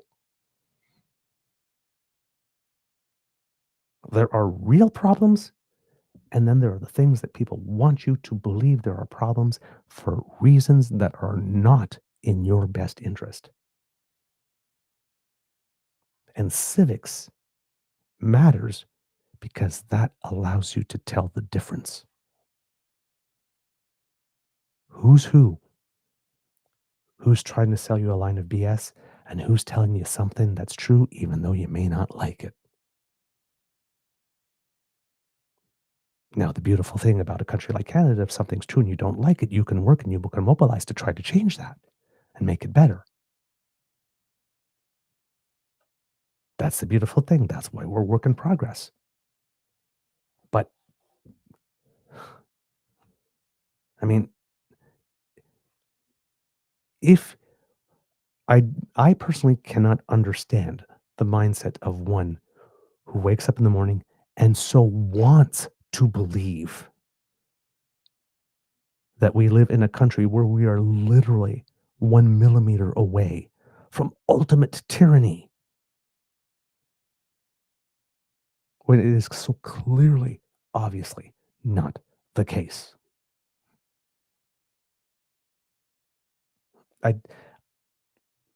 Why would anybody want to even choose to live like that? Why would you choose to feel this oppressed when there's literally no reason for it? We live in Canada, one of the freest countries in the world, with some of the most transparent elections in the entire world,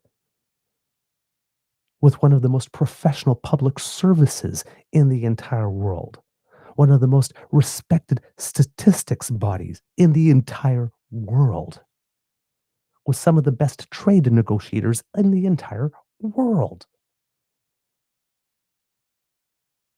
We're not perfect, but we're a damn good country. And there are over 195 others in the world to which we can compare ourselves.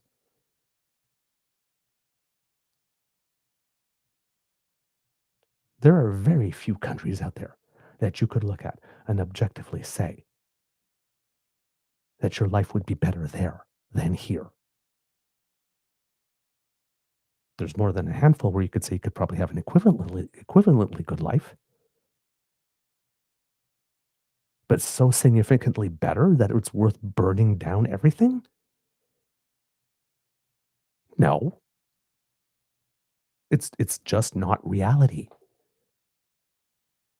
So, again, what we try to do here is try to give you the contextual information that you require so that you have the media literacy, the political literacy, the civics literacy skills that you need to actually be able to do your own research and separate what's true from what's not. And in this day and age, where there's active disinformation and in which misinformation happens because there's so much disinformation, some people just share it and not even knowing it's disinformation. They don't intend to disinform, but they don't have the media literacy and the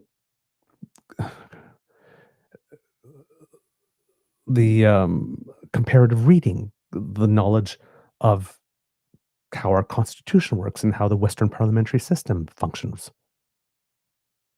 And trust me, this is not easy. This is a lot of work. Being a citizen, the duty of being a citizen is work.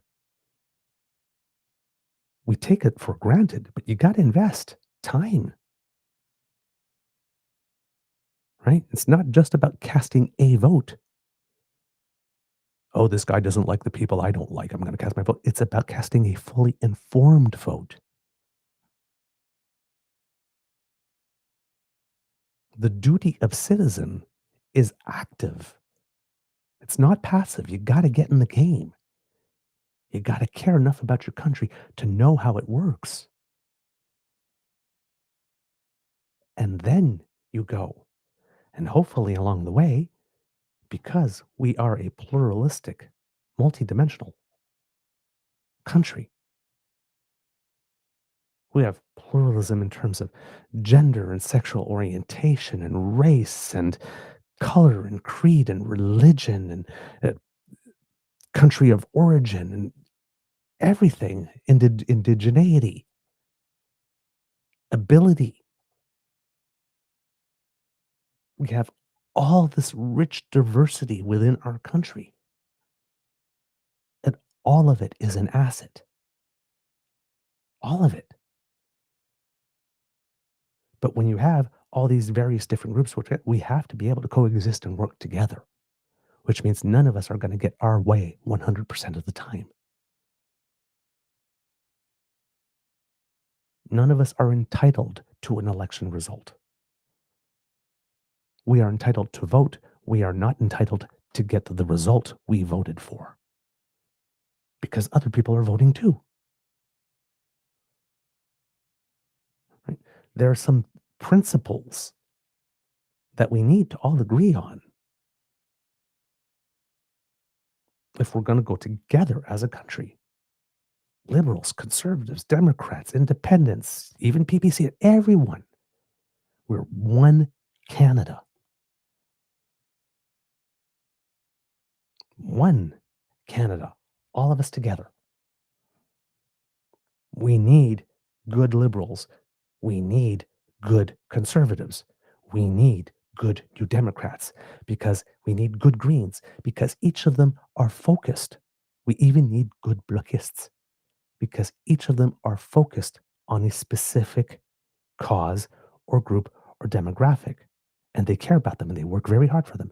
And when you take all those thoughts and put them together, and everybody's able to put a little water in their wine, suddenly you get a country that's trying to do the most good by the most people most of the time.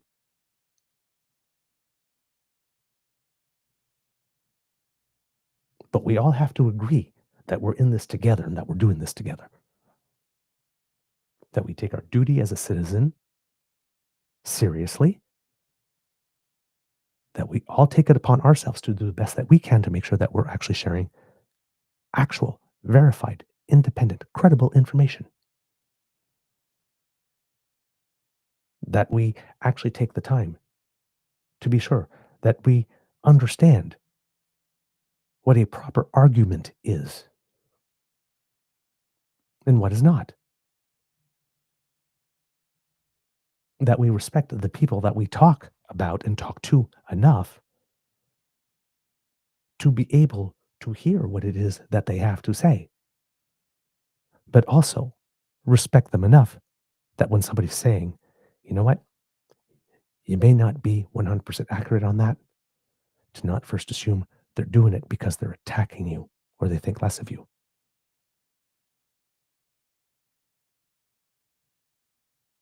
We need more than ever in this age of disinformation and AI and deep fakes and all that kind of stuff to be very clear on what is real. Because the big danger is moving to a world in which nothing is knowable with certainty. If nothing is knowable with certainty, then anybody can make you believe anything. That's the danger. And there is a political movement out there that needs things to be unknowable for them to execute the plans that they have. And our duty as citizens is to not allow that happen.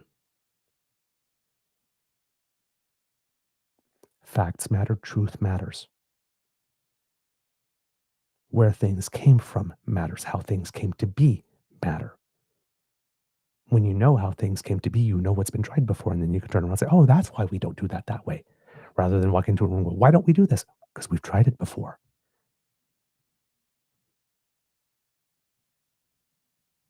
There are very few ideas out there that are new.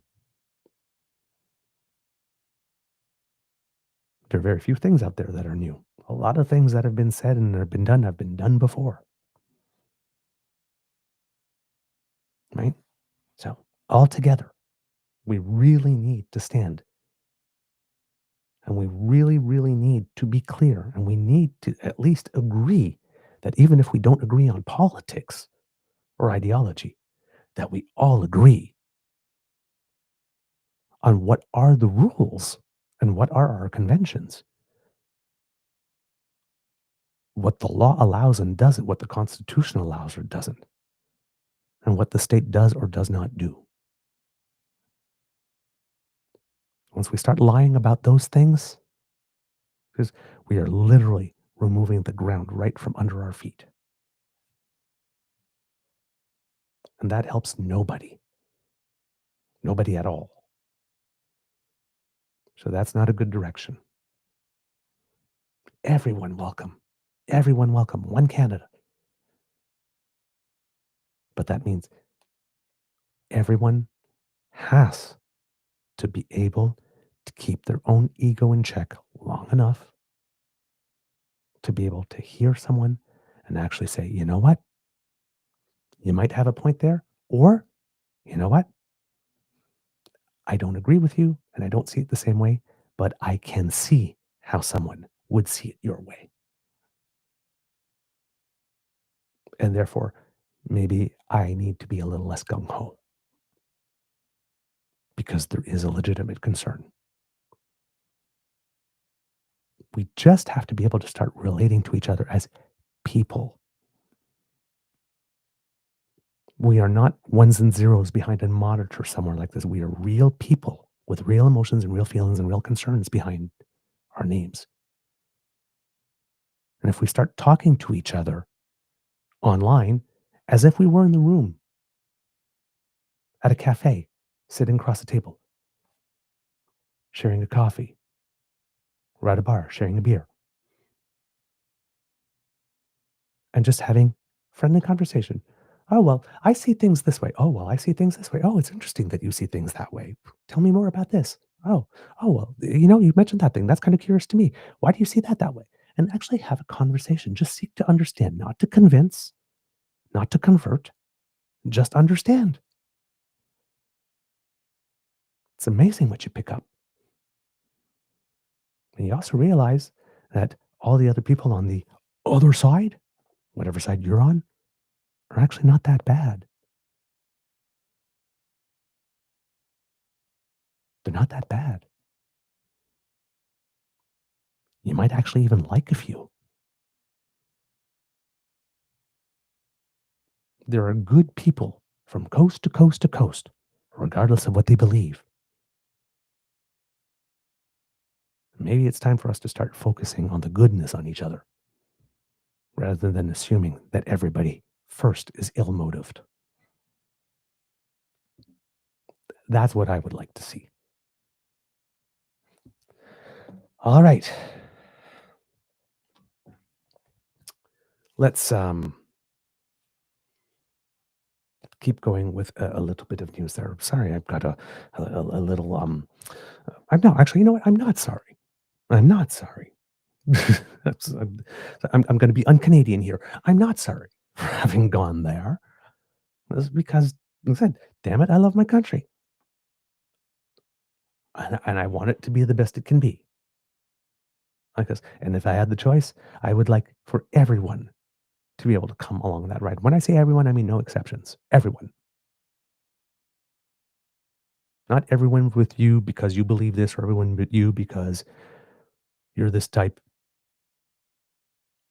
or you were born this way, or born here, or born there. Everyone. We're all Canada. We're all Canadians. Let's just do it together. That actually could have sounded a little dirty, actually. let's all do it together. But you know what I mean. Do it. Nation building. It. That's what I mean by that. Now, kids and cubs. One of the things that I do want to mention, however, is if we're talking, right, there is something to the Western alienation thing, right? Perfect example. We're talking about tariffs and all that kind of stuff, right? We're looking at the United States, right? We have all this mobilization. Well, right now there are, I think, 100% tariffs on canola and stuff like that, which is affecting mostly the West, imposed by China. And what has Canada done about that? Pretty much. We could look at the responses, right? Everything is being done with regard to the US, but not much has been done to respond to the tariffs from China, at least in terms of what the visibility that we've had. So yeah, there probably are some people out west going, like, what the fuck, man? It's like, really? 25% tariffs on autos and you guys lose your mind, but 100% tariffs on canola and what we got? Crickets? What the hell? There is some legitimate stuff. But to go all the way that, oh my God, the entire country has been living off Alberta, sucking us dry. And blah, blah, blah. No. Has never been true, not even remotely close to being true. But there are some legitimate issues for absolute sure, and they need to be addressed. It's not total nonsense. It's not total nonsense. There are some legitimate issues. We had Kit Cassie talking about back in the day when it came to drying grain and carbon charges on that. It might have been, if we were doing some stuff, yeah, that's probably something that might have been a good idea to be exempted. But then on the other side, you could make the case, no, we do it for absolutely everything or it doesn't work. That also makes sense. At some point, there are two positions that make sense. And hopefully you come to a compromise and you talk. That's what this is supposed to be about. So it's not about saying that there's nothing to address. There is. But then you got to direct the action and the talk to the actual thing that needs to be addressed and not some side thing. Right? If the West wants in, so say, and the West is in, but let's say they don't feel they're in. Let's say the West wants in. Right? Don't go promising them that you can unilaterally change the Senate, for example, because you can't. And then when you can't do it, then don't go around and telling everybody, well, it's the fault of those damn activist judges, because it's not.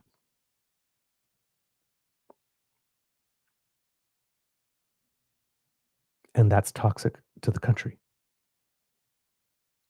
when you want to build a pipeline and you can't do it because you did not do the job of getting pre and prior informed consent and doing meaningful consultation with Indigenous communities. Don't go around saying, oh, it's those damn Indians. It's not. It's your lack of willingness to do the work.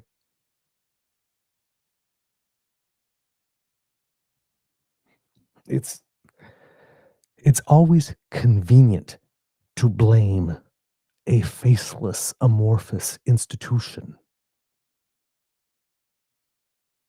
for the problems that are going on or for things that don't run right.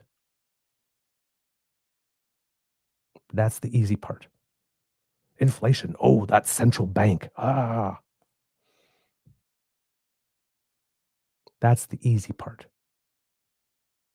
But it does absolutely nothing to solve the problem because it directs a solution to a place from which the problem is not coming.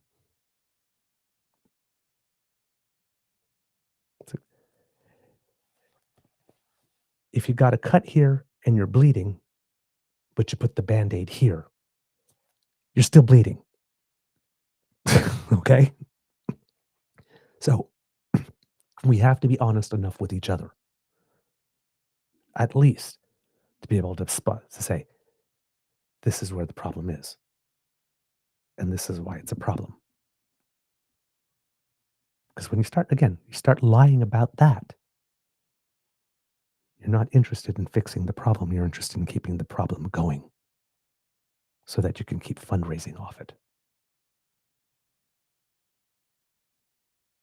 And can keep on making people believe something that is not true for a purpose, again, that is probably not in their best interest. All together, man. All together. All of us. It's our duty as citizens. And as citizens, it's our duty to first hold to account the parties and politicians for whom we personally vote. If as citizens, we each kept our eyes first on the parties and the politicians for whom we voted, and we said, when that happens, rather than, hey, the guys we voted are great. Now let's see what the other guy's got to do. If we just changed our attitude, this country would run way better than it already does. Accountability is first for your own team. Then you look at others. Quality control, right? That's our job. That's our job. Okay. Get some cubs. Whew. A lot going on there. But hey, like I said, it's a Civic show today. Let's talk about a couple of other things, kids and cubs, while I have you here, because I went pretty Canada there for a bit there, because again, I really, really, really do love my country. So it's when I'm talking like this, it comes from my heart, it comes from my soul. All right, you don't have to agree with me. That's fine. I'm not. Let's put it this way. I have no reason to lie to you. Because I can get things wrong. I'm just human. And as we say on the show, double check everything, even us. Right? There's a Latin phrase that calls it the omnibus dubitantem, of everything doubt. Right? So, again, we always recommend to everyone, we do our best effort to give you facts and truth and very logical and sound reasoning. But even despite our best efforts, we can make mistakes. So always double check. Even the sources you trust most, double check, because everyone makes mistakes. Right? Said, being an active participant in your democracy is work. Right? It's a commitment. In other news, kids and cubs, Let's see, what else do we have here from the Liberals and the government and how things are going to be going on. I think that's pretty much everything. We had the Reform Act, all that kind of stuff. The caucus meeting coming on the 28th. Speech from the throne coming up next week. Let's see, what else do we have here? And it seems, that the date for the next Liberal convention has also been announced. Mark Carney will preside over it. And the National Board of Directors of the party said that the convention will be held in Montreal from April 9th to the 11th and will feature policy discussions and keynote speakers. And they will see members elect the next National Board of Directors of the Liberal Party of Canada. So if you happen to be a member of the party, you've got to mark your calendar. Because April 9th to 11th is going to be a busy time for you. There's probably going to be lots of resolutions to get familiar with and to vote on and all that kind of stuff. And of course, these types of conventions are things that every party does at some point in the calendar year for themselves. I don't have the schedules for the other ones. I know there's probably going to be one for the Conservatives also in the spring, because I believe in that one that they need to, by their own constitution, hold a vote on Pierre Poilievre's leadership. Because according to the Conservative Party of Canada's constitution, when the party loses the election, the leader of the party automatically needs to face a leadership review vote. So that will happen sometime in the spring for the Conservative Party. I don't know when the other parties' conventions are yet. Either they've not been announced or I missed the news when it was announced. But the ones that I do know for the two main parties are going to be at some point in the spring. In other news, the President of the United States has said that Canada has asked to join the missile defense program his administration is building. He's calling it the Golden Dome because, of course, it has to be golden, right? He seems to be a little obsessed with that. But he, while in the Oval Office on Tuesday, he unveiled initial plans for a 3-year, $175 billion U.S. project and called the Golden Dome. And he said, quote, Canada has called us and said they want to be part of it. Quote, they want to hook in and they want to be a part of it. Quote, Canada will pay his, quote, fair share. He added, quote, we'll work with them on pricing. At the time, the President of the United States said that there had been no immediate comment from Ottawa. However, according to his itinerary, Prime Minister Carney will hold a post-retreat press conference in the parliamentary precinct this evening around 6 p.m., where he should be ready to field questions on everything from the potential walkout of Canada Post to Trump's assertion that Canada wants to be part of the multi-million-dollar defense system that he's pledged to set up within the next 3 years. Quote, a spokesperson for Carney confirmed the two governments are in talks after Trump told reporters at the White House Tuesday that Canada wanted, quote, protection under what he billed as an advanced system designed to shoot down missiles aimed at North America. So there was no immediate comment, and then some stuff came a little later on saying that, yes, we are talking about it. Quote, this is Audrey Champoux, I'm guessing is a spokesperson for Prime Minister Carney. Quote, the Prime Minister and his ministers are having wide-ranging and constructive discussions with their American counterparts, the statement noted. These discussions naturally include strengthening the Northern American Aerospace Defense Command, that's NORAD, and related initiatives such as the Golden Dome. There is no word as to whether or not this would be done within NORAD or this would be something that is outside of it. Now, this is not new to Canada, these types of talks, because it has, we've had that before. I think at some point around the early 2000s, if I'm not mistaken, yes, there we go. It was early 2000s when Prime Minister Paul Martin's government refused to join the missile program because it had been proposed there. Canada has been participating and has participated for a long time in tracking North American skies through NORAD and feeds that data into the U.S. missile defense program, but we never actually officially joined the program itself. So that refusal to join in the early 2000s meant that Canada could monitor the skies but not participate in any decision about when to launch a hypothetical strike against an incoming object. the issue has been on the back burner for quite a while.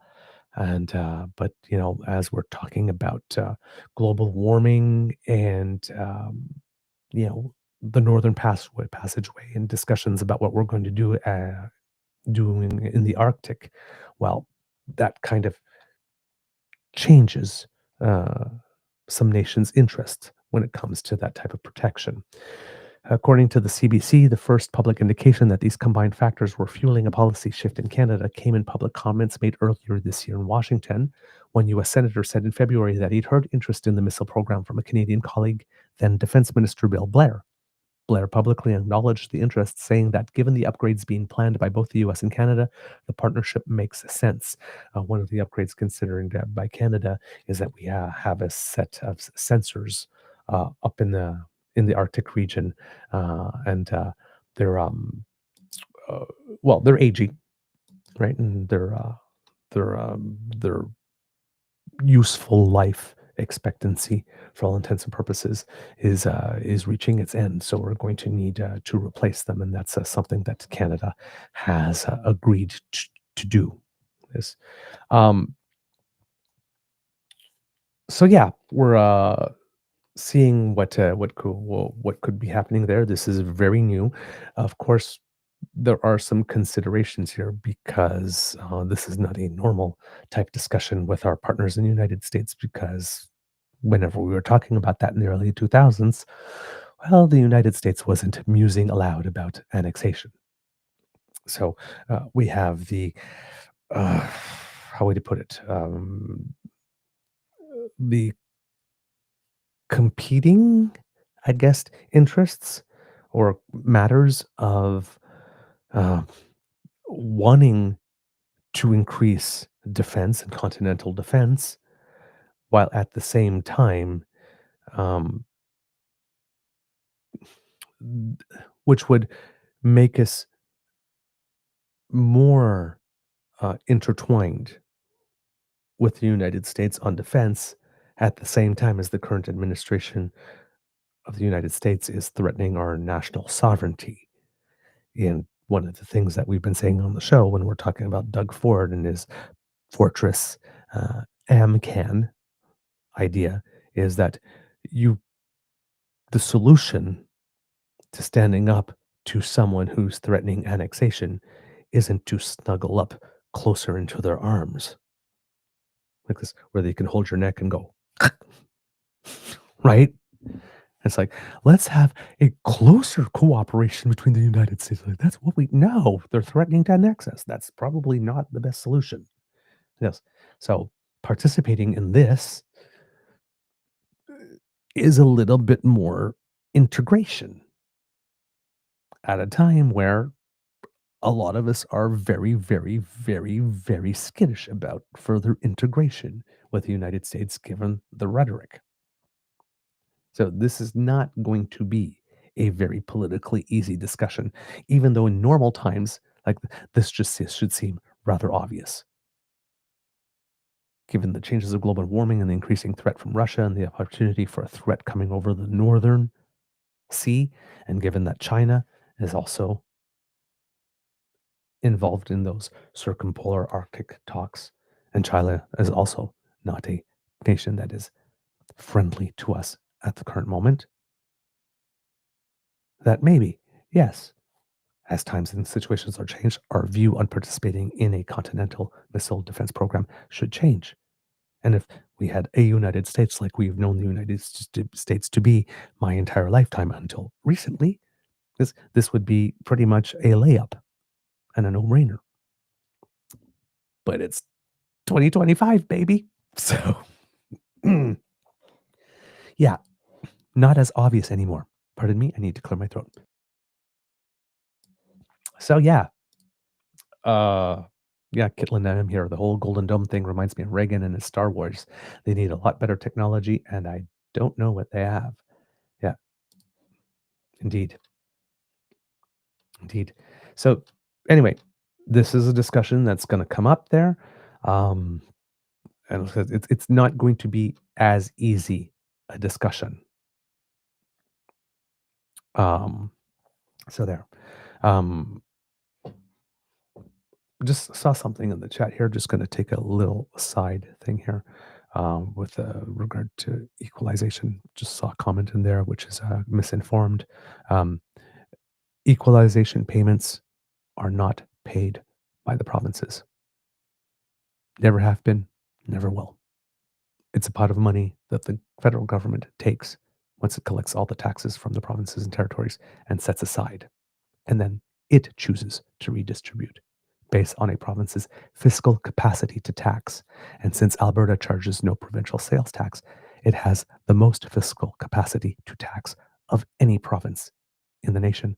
And that's why Alberta is the province that is least likely to receive equalization, because the rest of Canada can turn around to Alberta and says, well, the rest of us have a provincial sales tax. Do that first. Then we'll talk equalization. That's all. No Albertan has paid into equalization ever. No province cuts a check to another province to equalize. It is a strict federal government program. It's the federal government deciding, you know what? This money that we received from taxes, we don't need to spend it. We're going to leave it in some provinces for it to spend to make sure that from coast to coast to coast, everybody across the country has the same level, same quality education and health services, from which Alberta benefits, because when people from out east go to Alberta to help drill baby drill, thanks to their education and health, they are able to come and do it.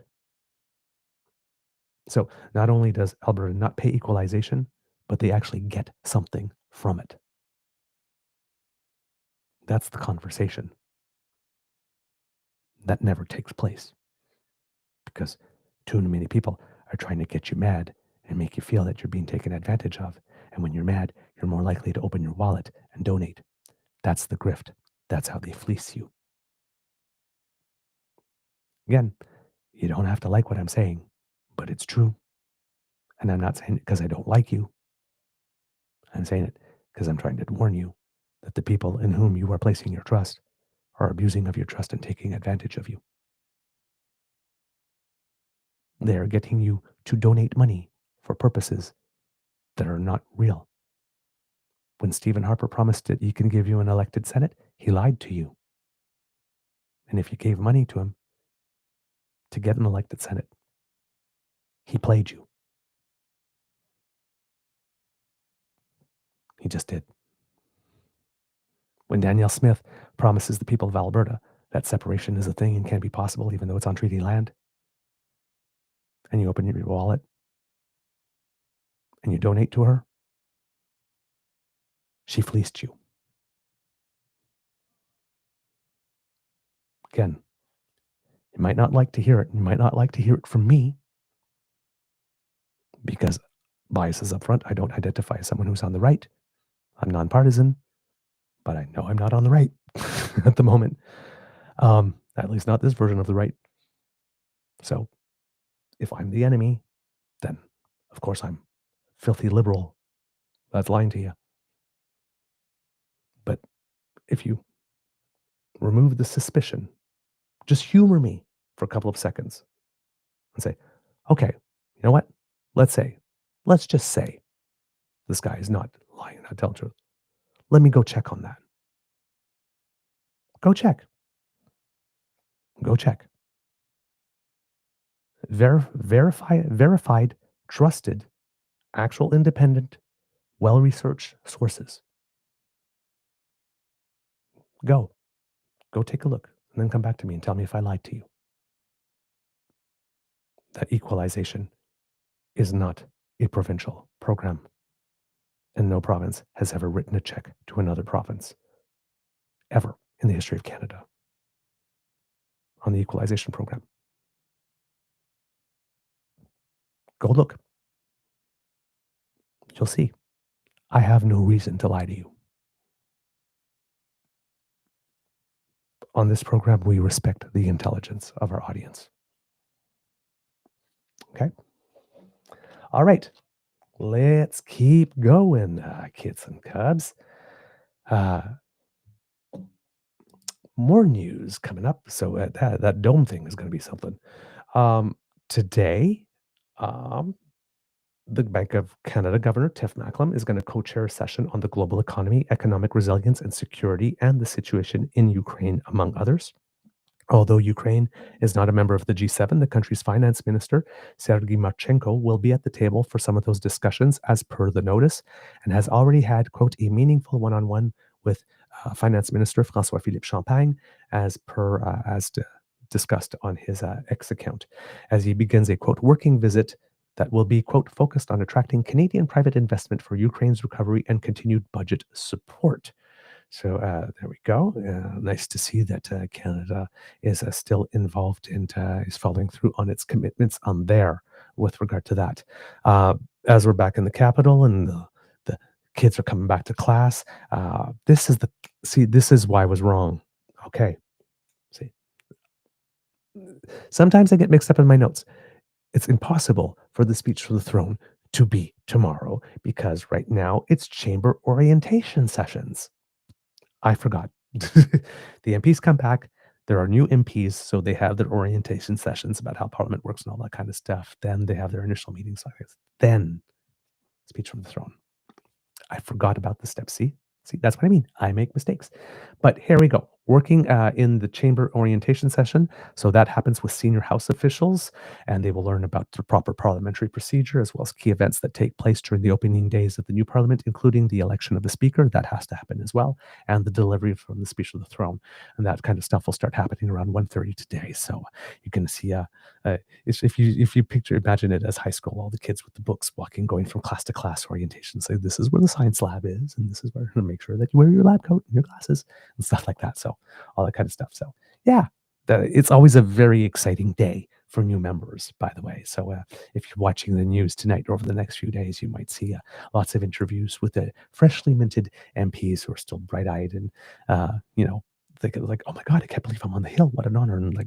And you can tell, usually these are very, very, very real and sincere feelings because if you've never had the opportunity to be in Centre Block, as far as I'm concerned, it is one of the most impressive architectural buildings in the entire world.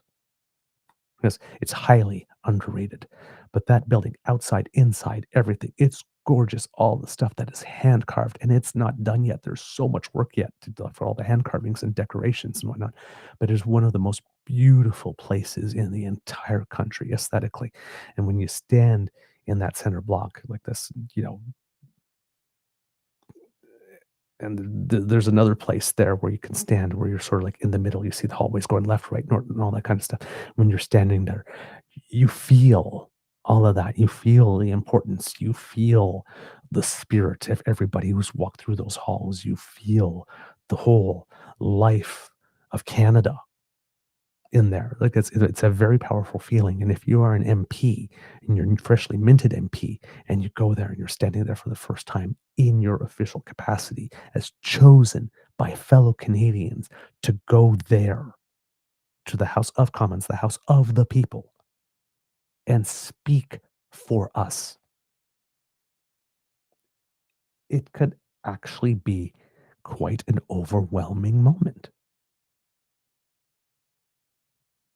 It hits you. The seriousness and the weight of the task and the duty hits you. It's impossible that it doesn't. So it's when you listen to those interviews, that's a good moment also to take our cynicism and put it aside, at least for a day.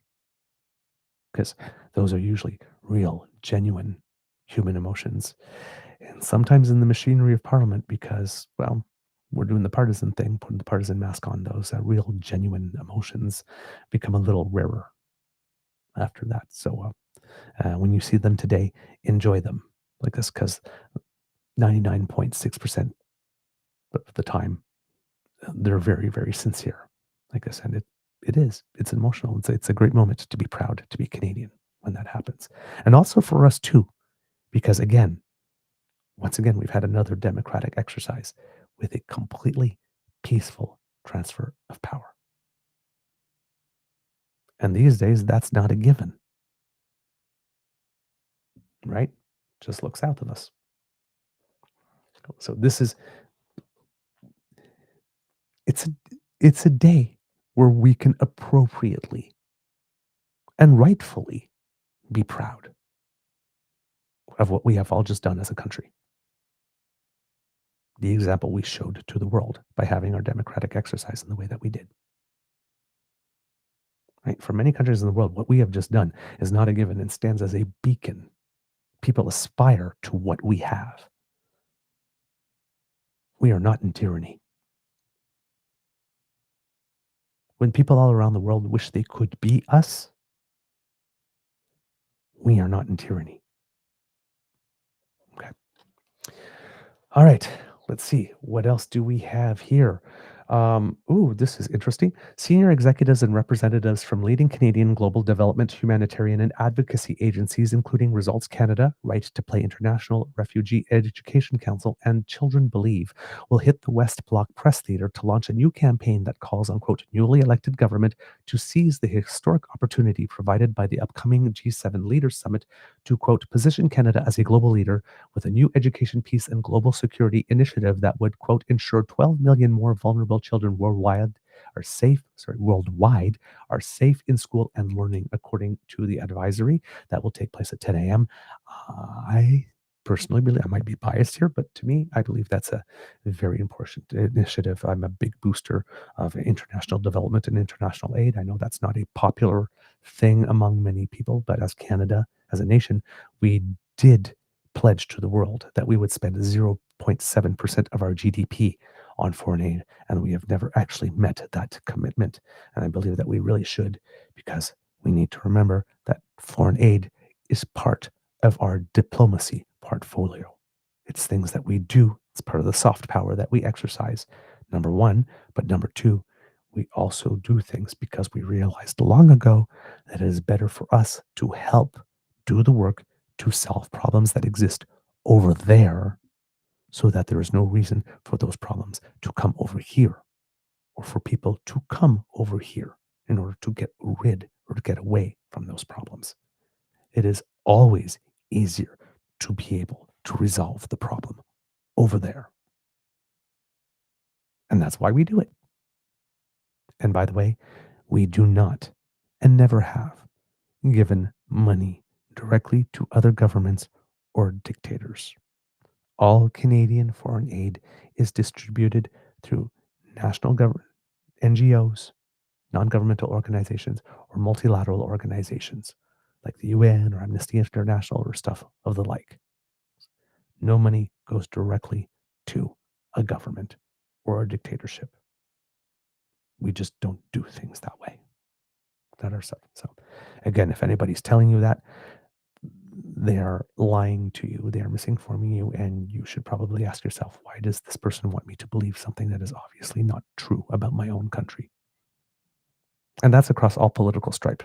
Liberal or conservative, the federal government has not given foreign aid money to foreign dictators or foreign nations directly. Okay. Got to know how your country works. More civics. In international news, the UK suspended free trade talks with Israel on Tuesday and hit West Bank settlers with sanctions less than a day after vowing concrete actions if Israel did not stop its new military offensive in Gaza. Pressure from close allies is mounting on Israel following a nearly 3-month blockade of supplies into Gaza that led to famine warnings. Even the United States, a staunch ally, has voiced concerns over the hunger crisis. British Foreign Secretary David Lammy said the government couldn't continue talks on upgrading its existing trade agreement with an Israeli government pursuing what he called egregious policies in Gaza and the Israeli-occupied West Bank. History will judge them, Lammy said. Blocking aid, expanding the war, dismissing the concerns of your friends and partners. This is indefensible and it must stop. This is an interesting position that is taking place. It is controversial to a certain extent because, as you know, I think it is the International Court of Justice, if I'm not if I remember correctly, has officially declared what is going on in Gaza to be a genocide. On the other side of the ledger, of course, we have Hamas, whose stated mission is to eliminate Israel. So one could also say they're pro-genocide.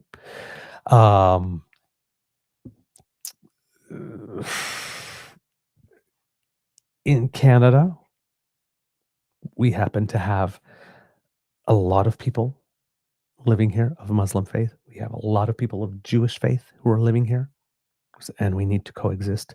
And our government needs to work very hard to make sure that what is happening over there does not come over here.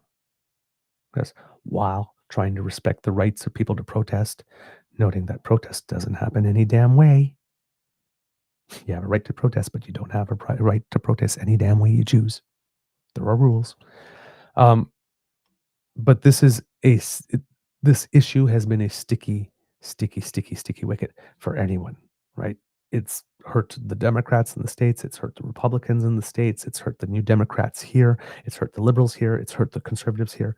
The Conservatives are so pro-Israel that their positions are offensive to Canadian Muslims. Right? The Liberals are so down the middle that their positions are offensive to anybody who wants the government to be 100% on their side. And the NDP is so Palestinian that, a lot of Jewish people are offended by their positions. Nobody's happy. Nobody's happy. And nobody can be made happy. That's why on this show, we say that we're on the side of humanity. Because that's about the only side that you can take on this one. Now, there's been 2.5 months of essentially a blockade of humanitarian aid into the Gaza region that has been caused by Israel because it has not let that aid in. It seems that there's a trickle of food and medicine that's being allowed into the Gaza Strip after sealing the territory off from all imports for more than 2.5 months. The humanitarian crisis is the worst that it's been in 19 months of war. Prime Minister Benjamin Netanyahu said they eased the blockade under pressure from unnamed allies who are uncomfortable supporting Israel's latest major offensive against Hamas, while images of starvation came out of Gaza. United Nations agencies and AIDS groups, which ran out of food to distribute weeks ago, have welcomed the move, but say they promised aid is nowhere near what's needed. A few dozen trucks have entered since Monday, but none of the aid has been distributed because of delays caused by military procedures. Around 600 trucks entered each day during a ceasefire earlier this year. It would seem that the government of Canada, along with a couple of other governments, did write a letter. Again, did not go over well with certain members of the community. Understandably so, that it wouldn't. Especially, again, a community, if they want the government of Canada to say, we are 100% on your side, right? One side is on the side of the angels, and one side is just terrible. Terrible, terrible, terrible. It must be stopped. If that is your position on that letter probably did not make you happy. Because it doesn't express 100% support for one side versus another. So yeah, it's not an easy situation here again. But it seems that there are other nations, and like I said, including even the United States now, are saying, hey, come on, man. That they are not, they support Israel's right to defend itself, but they're having problems with the manner in which the war itself is being prosecuted. So Britain, France, and Canada have all threatened Israel with sanctions. if it fails to stop its military operations in Gaza and immediately allow humanitarian aid to enter. So it's an unprecedented move. It's a dramatic shift in policy for all three countries because they have been pretty key backers of Israel up until now. And of course, the response enraged Netanyahu, as I mentioned. I believe he had to say about this. He said, by asking Israel to end a defensive war for survival before Hamas terrorists on our border are destroyed, and by demanding a Palestinian state, the leaders in London, Ottawa, he misspelled Ottawa, and Paris are offering a huge prize for the genocidal attack on Israel on October 7th while inviting more such atrocities. The war began on October 7th when Palestinian terrorists stormed our borders, murdered 1,200 innocent people, and abducted over 250 more innocents to the dungeons of Gaza. Israel accepts President Trump's vision and urges all European leaders to do the same. The war can end tomorrow if the remaining hostages are released, Hamas lays down its arms, its murderous leaders are exiled, and Gaza is demilitarized. No nation can be expected to accept anything less, and Israel certainly won't. This is a war of civilization over barbarism. Israel will continue to defend itself by just means until total victory is achieved. The issue that some people are having is not with Israel wanting to defend itself and with Israel taking the position that no country should live under those conditions. That's pretty obvious that that should indeed be the case. But in many cases, often, right, it ain't what you do, it's the way that you do it. And it seems that that's where people are taking some issue here with regard to Israel. This is messy. It is absolutely, completely, and totally messy. And there's not much good that's going to come from any position that we take. Our ability to influence that which Israel is doing or not doing is limited. Our ability to influence that which Hamas is doing is probably even more limited.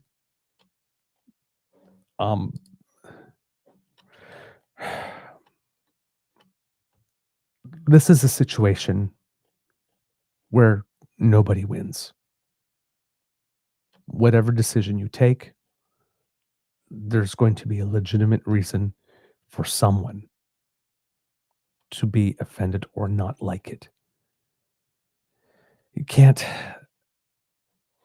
not everyone can be satisfied. And which makes it such that it's an issue I would not wish on any government to have to handle in any way, shape, or form. It's a guaranteed loser, no matter what you do. If you take the side of humanity, you're wishy-washy. If you take the side of Israel, it's why do you hate Muslims? If you take the side of the Palestinian people, because nobody's taken the side of Hamas, no matter what people try to make us believe, there's nobody in Canada who is in a serious position of authority, who is taking the side of Hamas, or is giving victories to Hamas. Nobody likes Hamas. All right? That's about the only thing that the overwhelming majority of us can agree on here. But after that, right, that's the part that's easy to agree on. Hamas is bad. But then what? And that's where we stop agreeing, unfortunately. So anytime somebody has to express themselves in a political capacity on this subject, it is going to be a mess. And it's going to make people unhappy. That cannot at all be avoided here. So you have Pierre Poilievre coming out saying, the Hamas terrorists have just thanked Mark Carney for his recent statement on Israel. When terrorist groups like Hamas say your actions are a significant step in the right direction, that means they are not. Threatening Israel with sanctions and further concrete actions while a terrorist group on their border holds their citizens hostage and refuses to stop attacking Israel is wrong. This war can end tomorrow if Hamas hands over the remaining hostages, lays down their weapons, and surrenders. Yeah, okay. That if is a pretty big if there. This war can end tomorrow if Hamas hands over the remaining hostages, lays down their weapons, and surrenders. But Hamas is not going to do that, Pierre. So why are you even mentioning that? It's not real. It would be so simple. This war could just end tomorrow if only one of the sides surrendered. How many wars have you been aware of where the other side just surrendered? Right? When a side surrenders, there's usually a reason, because they can't prosecute the war anymore. Conservatives will always stand for Israel's right to exist and defend itself. Of course, again, conservatives will always stand. Not Canadians will always stand. Conservatives will always stand, because conservatives don't consider themselves to be Canadians first. And then we have Kashif Pirzada, who's a medical doctor, who states, thanks for reminding Canadians why you lost your seat and deserve to lose the election. Hamas should be defeated and the hostages released. But 2 million people don't deserve to be starved to death. All of our allies agree. Where is your humanity? And there you go, right? Because to ask that question is to answer it. Now, Prime Minister Carney. My joint statement with Keir Starmer and Emmanuel Macron on the situation in Gaza and the West Bank. Quote, we strongly oppose the expansion of Israelis' military operations in Gaza. The level of human suffering in Gaza is intolerable. Yesterday's announcement that Israel will allow a basic quantity of food into Gaza is wholly inadequate. We call on the Israeli government to stop its military operations in Gaza and immediately allow humanitarian aid to enter Gaza. This must include engaging with the UN to ensure a return to delivery of aid in line with humanitarian principles. We call on Hamas to release immediately the remaining hostages they have so cruelly held since September 7th, October 2023. The Israel government's denial of essential humanitarian assistance to the civilian population is unacceptable and risks breaching international humanitarian law. We condemn the abhorrent language used recently by members of the Israeli government, threatening that, in their despair at the destruction of Gaza, civilians will start to relocate. Permanent forced displacement is a breach of international humanitarian law. Israel suffered a heinous attack on October 7th. We have always supported Israel's right to defend Israelis against terrorism, but this escalation is wholly disproportionate. We will not stand by while the Netanyahu government pursues these egregious actions. If Israel does not cease the renewed military offensive and lift its restrictions on humanitarian aid, we will take further concrete actions in response. We oppose any attempt to expand settlements in the West Bank. Israel must halt settlements which are illegal and undermine the viability of a Palestinian state and the security of both Israelis and Palestinians. We will not hesitate to take further action, including targeted sanctions. We strongly support the efforts led by the United States, Qatar, and Egypt to secure an immediate ceasefire in Gaza. It is a ceasefire, the release of all remaining hostages, and a long-term political solution that offer the best hope of ending the agony of the hostages and their families, alleviating the suffering of civilians in Gaza, ending Hamas's control of Gaza, and achieving a pathway to a two-state solution, consistent with the goals of the 18 June conference in New York, co-chaired by Saudi Arabia and France. These negotiations need to succeed, and we must all work towards the implementation of a two-state solution, which is the only way to bring long-lasting peace and security that both Israelis and Palestinians deserve and ensure long-term stability in the region. We will continue to work with the Palestinian Authority, regional partners, Israel, and the United States to finalize consensus on arrangements for Gaza's future, building on the Arab Plan. We affirm the important role of the high-level two-state solution conference and the UN in June in building international consensus around this aim, and we are committed to recognizing a Palestinian state as a contribution to achieving a two-state solution and are prepared to work with others to this end. Right? And the federal government has also made a position that even though they are willing to, they want to achieve a two-state solution, unlike France, which is considering recognizing the Palestinian state immediately before this war ends, Canada is not looking at that as an option at this moment. So this is a call to make sure that proper humanitarian aid in accordance with international humanitarian law is being taken care of. Of course, Hamas is going to write something saying that this is in the right direction. Of course, Hamas is going to stir the pot. It's what they do. Right? So, but to read this, hear this, and say, we've handed a victory to Hamas. If helping Palestinian people who did not ask for this in any way necessarily means you support Hamas, then what you're saying is just let the Palestinians die. Just let them starve. Because we can't help Hamas, and if helping Palestinians helps Hamas, then logically we can't help Palestinians.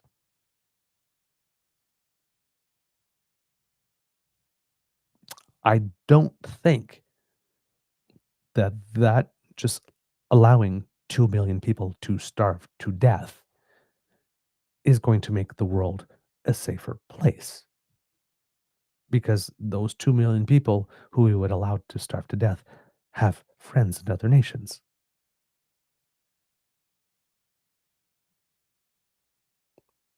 Who might get upset enough by that to take actions of their own. Problems don't remain contained if you allow them to grow and fester.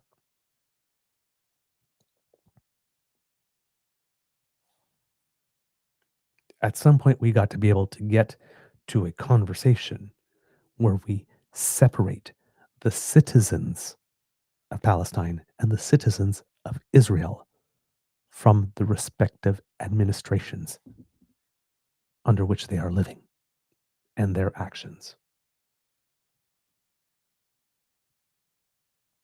And we got to be able to do that without having to put all the caveats on before we start talking.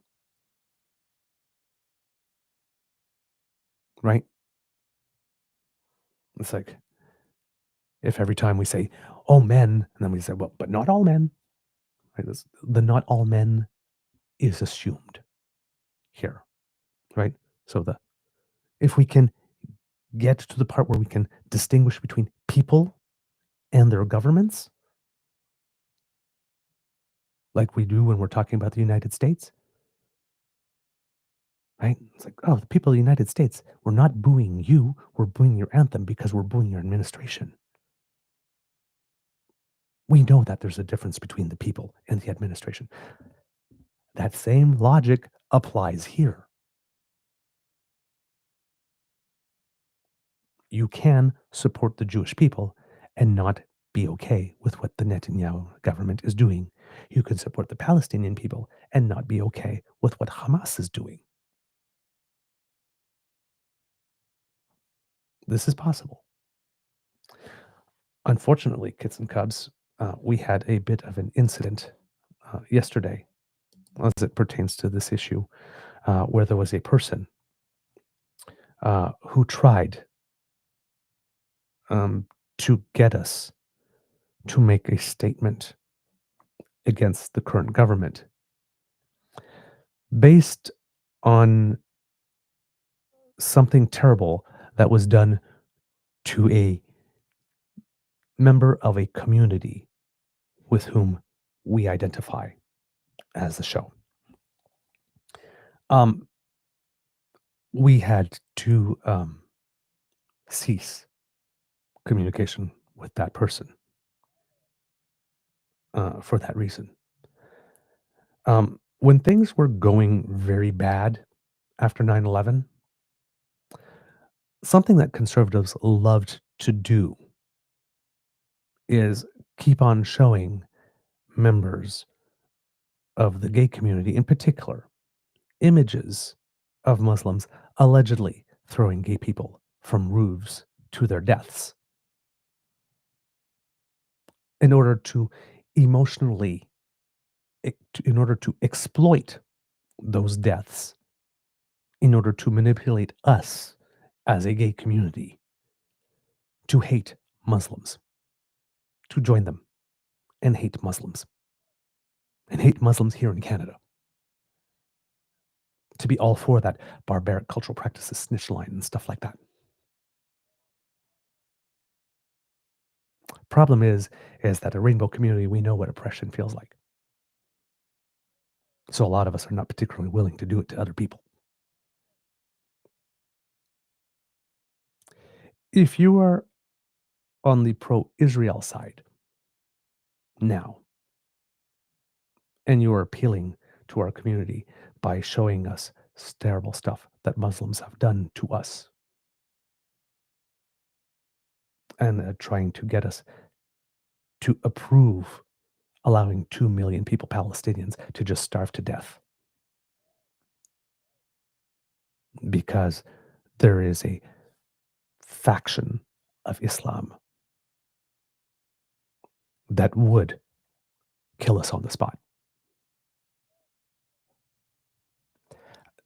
That's not going to fly, just like it didn't do when it was coming from the right. Because, as you know, we couldn't help but note the irony later on, a few years later, when there was all these protests against drag story time and protests against our brothers and sisters in the transgender community, that all of a sudden the Conservative Party of Canada was courting the same Muslim communities against whom they wanted to institute a barbaric cultural practices snitch line a few years ago.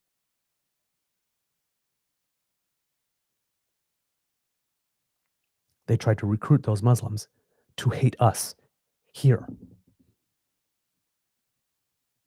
And some of them did stomp on the rainbow flag and burned it and all that kind of stuff and protested. They convinced some to do that.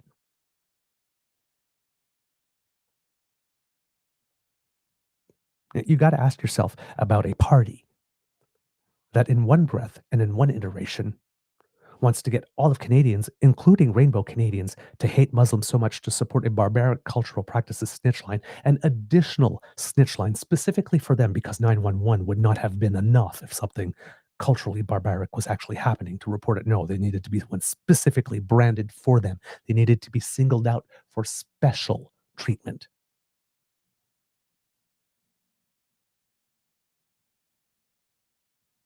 And then in the next breath, go to those same people and say, hey, we need you to keep those transgender people down.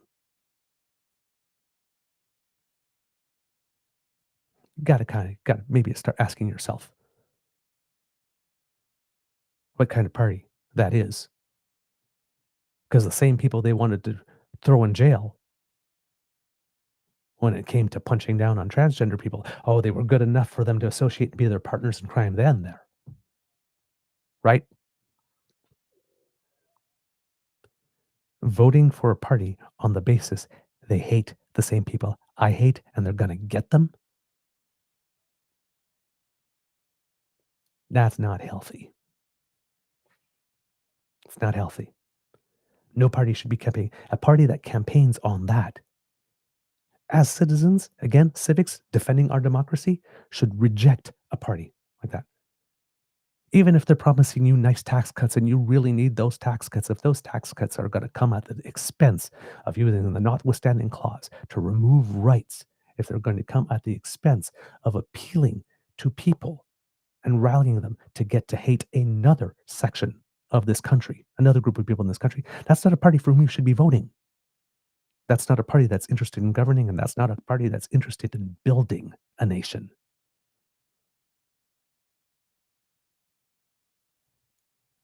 When Pierre Poilievre sees a message about Canada, Britain, and the UK, and France coming together and saying, hey, my God, at least respect international humanitarian law. And even the United States is going like this. And Pierre Poilievre comes up and says things that he said about that we're giving a victory to Hamas by just wanting to be decent human beings. Maybe that is a movement that is not interested in doing right by all Canadians, no exceptions. You have to think about what people are saying and what that means in real life once you translate it down. You got to game it out.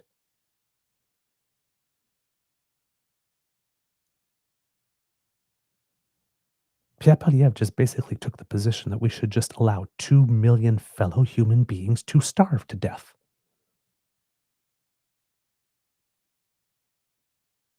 I'm not okay with that.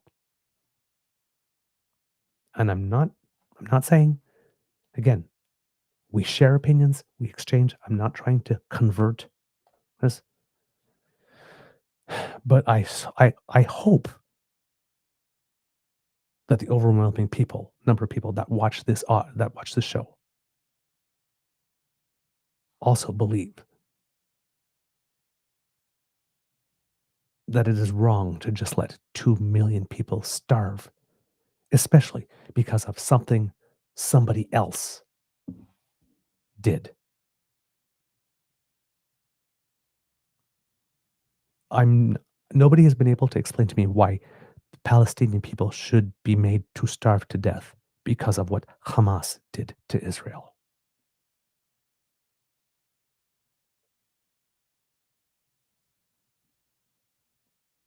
Which should never have happened.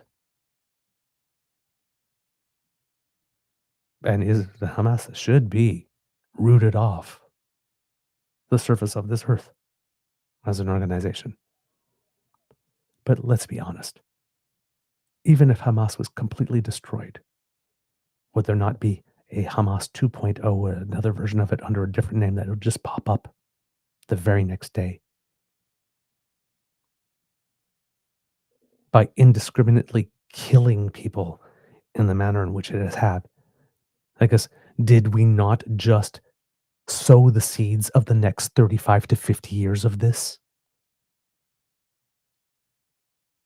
Rather than finding a solution. Time will tell. My personal belief is that we probably did more to make sure that this goes on for another 35, 50 years, but what we did in the last 3 or 4 than not.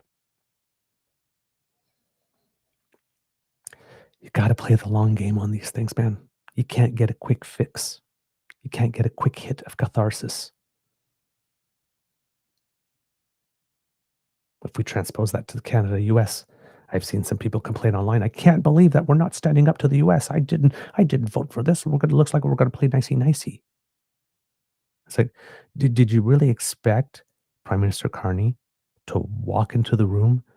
I guess as Trump has his hand put out for a shake, and Prime Minister Carney raises his hand, smacks him across the face as a hello, as an opening bid. Yeah, there's a lot of us that would go, yeah. And then what would have happened? Oh, yeah. Oh, maybe there's a reason for which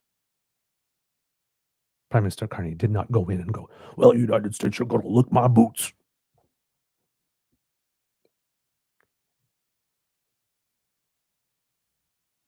It's not about the quick hit. These are long-term plays that have long-term consequences and solutions. The impacts of a wrong decision can be felt 20, 30, 40 years later. You have to be careful. You have to be deliberate. You have to be thoughtful.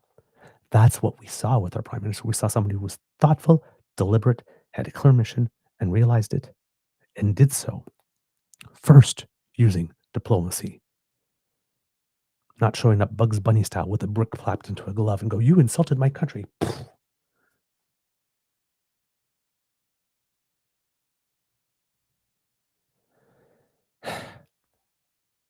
Politics is not TV. It's not a movie. There's no big finish. There's no big climactic scene.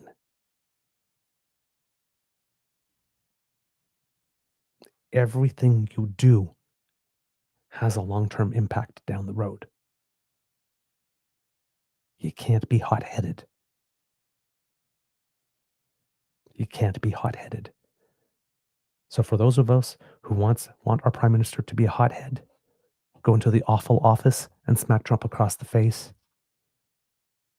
stand up in their seat as prime minister and say, aha, Palestinians, because of Hamas, you all get to die.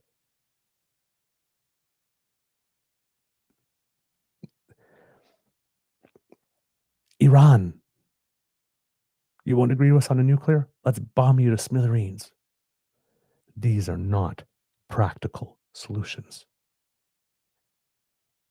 Doing that will cause other people to do something else.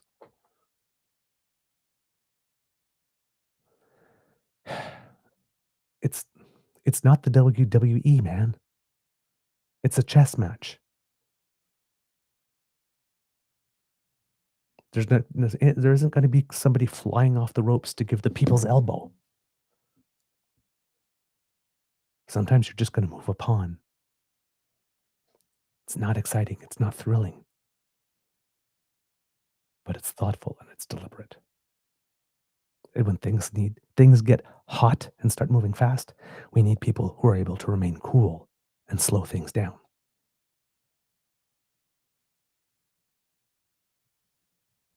These hot take snap reactions that we're getting, not helpful at all. All right, kids and cubs. I think I've talked enough today. Turns out I had a lot on my chest today, it seems.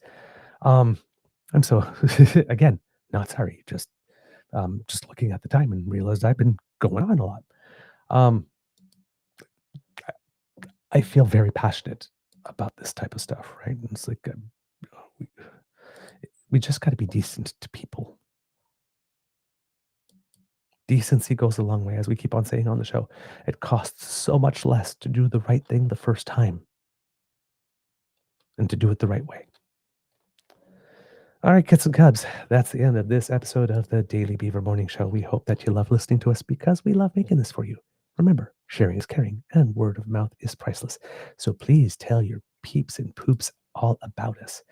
Now, if you would like to make sure that you do not miss a single episode of our show because you are a busy beaver in your own right and you are making things happen, doing some good stuff in your community, encouraging people to go vote when the time comes. Hey, maybe you even volunteer. That's all good. That's good stuff. That's doing the work of democracy. But hey, that might mean that sometimes you're too busy to sit down and watch the show, especially when we do a long one like this one. So maybe you would like to take us with you so that you could have us in the car or have us in your ears while you're making dinner, or all that good stuff, or, on the bus on the way to the protest. We are portable because we like to help. So go down to our pod page, podpage.com/the truenortheagerbeaver with a hyphen between each one of those words. And when you get there, you will find a button that's called subscribe. And if you're watching, you can scan that QR code that just appeared and that will bring you right there. And if you go to our pod page and subscribe, when we have something fresh off the bandwidth, our ears only version of the show will come directly to whatever podcast service you use. I think we're pretty much on all of them now. And you'll be able to take us on the go so that you can always be an informed and engaged citizen. See, we make it easy. Now, if you would like to help us in other ways, kids and cubs, hey, we got ways for you to help. Don't worry about that. You can grab on your e-surfboard and take a hang 10 all the way down to the True North Eager Beaver Media Incorporated YouTube page, as 18,000 of you already have so far. Thank you so much. And there you can click on our buttons. There's subscribe, but there's also like and share. When you click on them, it helps us with the algorithm, and it makes kids Elaine and Cassie very, very, very happy. So please do so. And if you're watching now, remember, if you smash the buttons immediately, you don't have to remember to do it before you leave. In case you're getting old like me, sometimes we forget things. Now, kids and cubs, if you would like to still help us even more, we got you covered. Trust me, we need help. And you can do it via an enthusiastic expression of encouragement delivered to the Emergency Beaver Lodge Hydration Fund, where day in and day out we work hard and diligently to fight the scourge that is dry beaver. Delicious. So, if you want to do your best to keep your favorite beaver moist or to keep your favorite grizzly caffeinated, well, then a little contribution to the Eager Beaver Lodge Emergency Hydration Fund, also our tip jar, would be most welcome and greatly appreciated. Plus, our studies show that when you make a donation, you instantly become 17.8% more interesting at parties and other social functions. It just happens. It's science. So if you would like to make that contribution, you just scan that little QR code that's appeared, or you go to our coffee page. That's coffee, spelled ko-fi.com/eagerbeaver, all in one word. And when you make a donation, well, again, we get ourselves a little bit of happy. Remember, all of your donations go back into the show to make it better. And if you are a buy Canadian type and you would like to avoid the US-based CE Tech Bros, then a direct transfer from your bank to ours is the way to go. And you can do that by sending us your transfer to truenortheagerbeaver@gmail.com. And as a win-win, the Tech Bros don't get a cut, and we get 100% of your donation as intended, plus your entire transaction fits in with Buy Canadian. Using a Canadian bank, dealing with a Canadian source, and you're getting commentary and an analysis by Canadians for Canadians. Not by someone from working for a company that's owned by a US-based asset management company and is producing news for the benefit of maximizing stockholder return.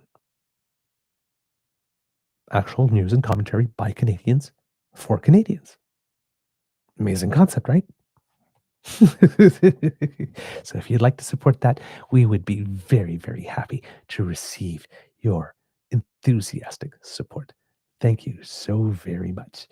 Now, if you do not have the means to contribute financially, please do not worry, because the gifts of your participation and your attention are the ones that matter the most to us. And we love to hear from you. And that address, truenortheagerbeaver@gmail.com, can also be used to send us your thoughts. Tell us what you like about the show. Tell us what you think we could do better. Be gentle when you do that, because, we are sensitive creatures. If you have some guest suggestions that you would like, let us know who they are. We'll reach out. Maybe we can get them on the show. And remember, we want to do a Q&A show too. So if you have any questions about politics, you're wondering about what's going on in the world, and you want to ask us how we feel about something or something going on in Canada, or you have even some questions about, hey, what's it like here at the Beaver Lodge behind the scenes? Ask all the questions. Once we get enough of them, we'll put a show together. And again, we do need a certain amount of them to put a show together. We'd like to be able to do a show for maybe at least 45 minutes if we're going to do a Q&A. So that requires a certain amount of questions. So if you would send them to us at truenortheagerbeaver@gmail.com, once we have enough, we will be able to do that show for you. Thank you so very much.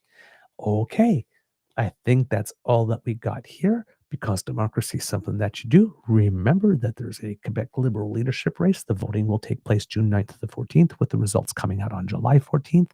So do whatever you need to do there.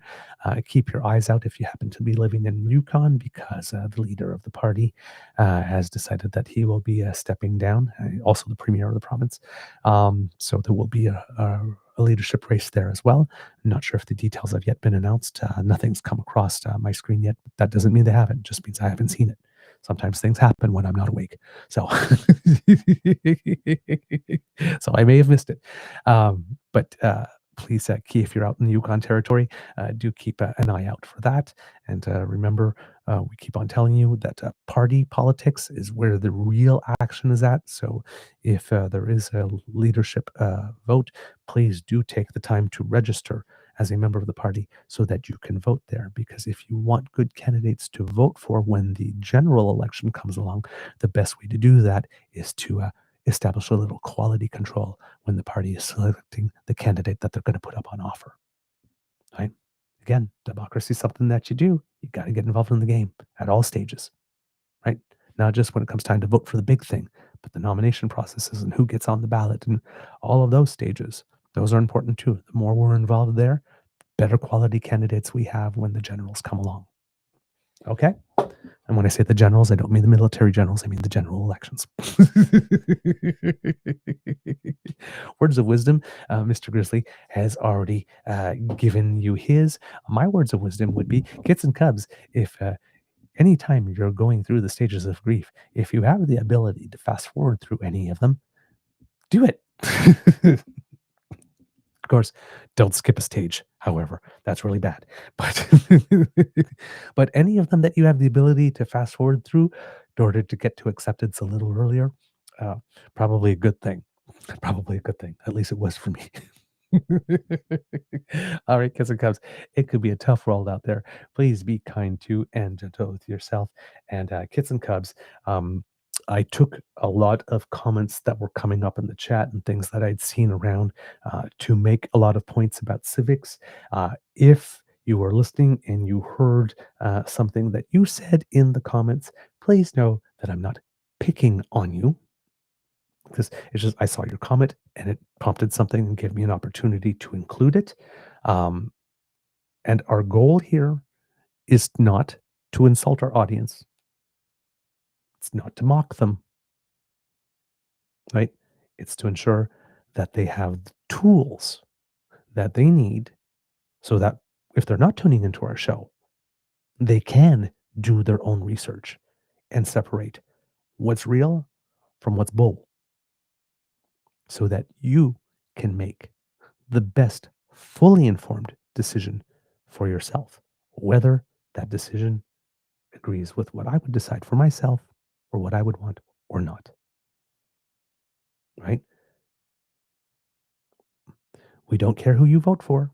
We have preferences, and we don't tell you who to vote for. We sometimes suggest who you should not vote for, but we care that you vote. We also care that when you vote, that nobody along the way interfered with your right to cast a vote that is actually fully and well informed. That's why we have a problem with deliberate disinformation, candidates not showing up to debates, candidates not giving media interviews,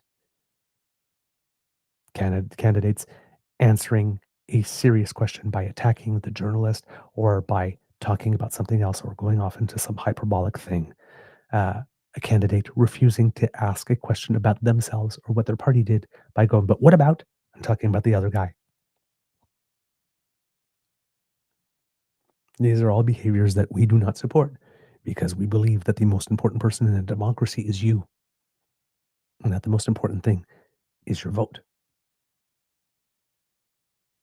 And that it's very important that your vote be informed. And that it be informed by things that are true and real. That's our only objective, our only mission. And if you do that, regardless of who you vote for, because we're proud of you. Because your vote had meaning. Give your vote meaning. Okay, that's up to you. And we want you to do that. Even if you don't agree with us on everything else, we will fight to the death for your right to cast a fully informed vote. That's our objective. All right. That's all we got for the moment. So now it's time for the audience participation. Gonna just make sure that I can hear you. Mr. Beaver. The magic words, by the way, for those who are new, are Mr. Beaver, cue the cock. In 3, 2, 1. Oh, yes. Oh, there was some harmony today. Way to add a little touch there, kids and cubs. Coming right up. You are listening to a True North Eager Beaver Media Incorporated podcast. The True North Eager Beaver podcasts are proudly brought to you by our founding sponsors. The Misfit Mysteries from Corvid Moon Publishing, your source for science fiction, fantasy, and cozy mysteries featuring a broad diversity of characters. CanadianTarot.com, your uniquely Canadian online eclectic tarot community. And The Peppermaster, hot pepper sauces made from farm-fresh ingredients to thrill your taste buds and expand your mind. We are grateful to the Crier Media Network for its support, Pete Jarvis for our artwork, and Paul Joseph Something for our opening and closing sequence music.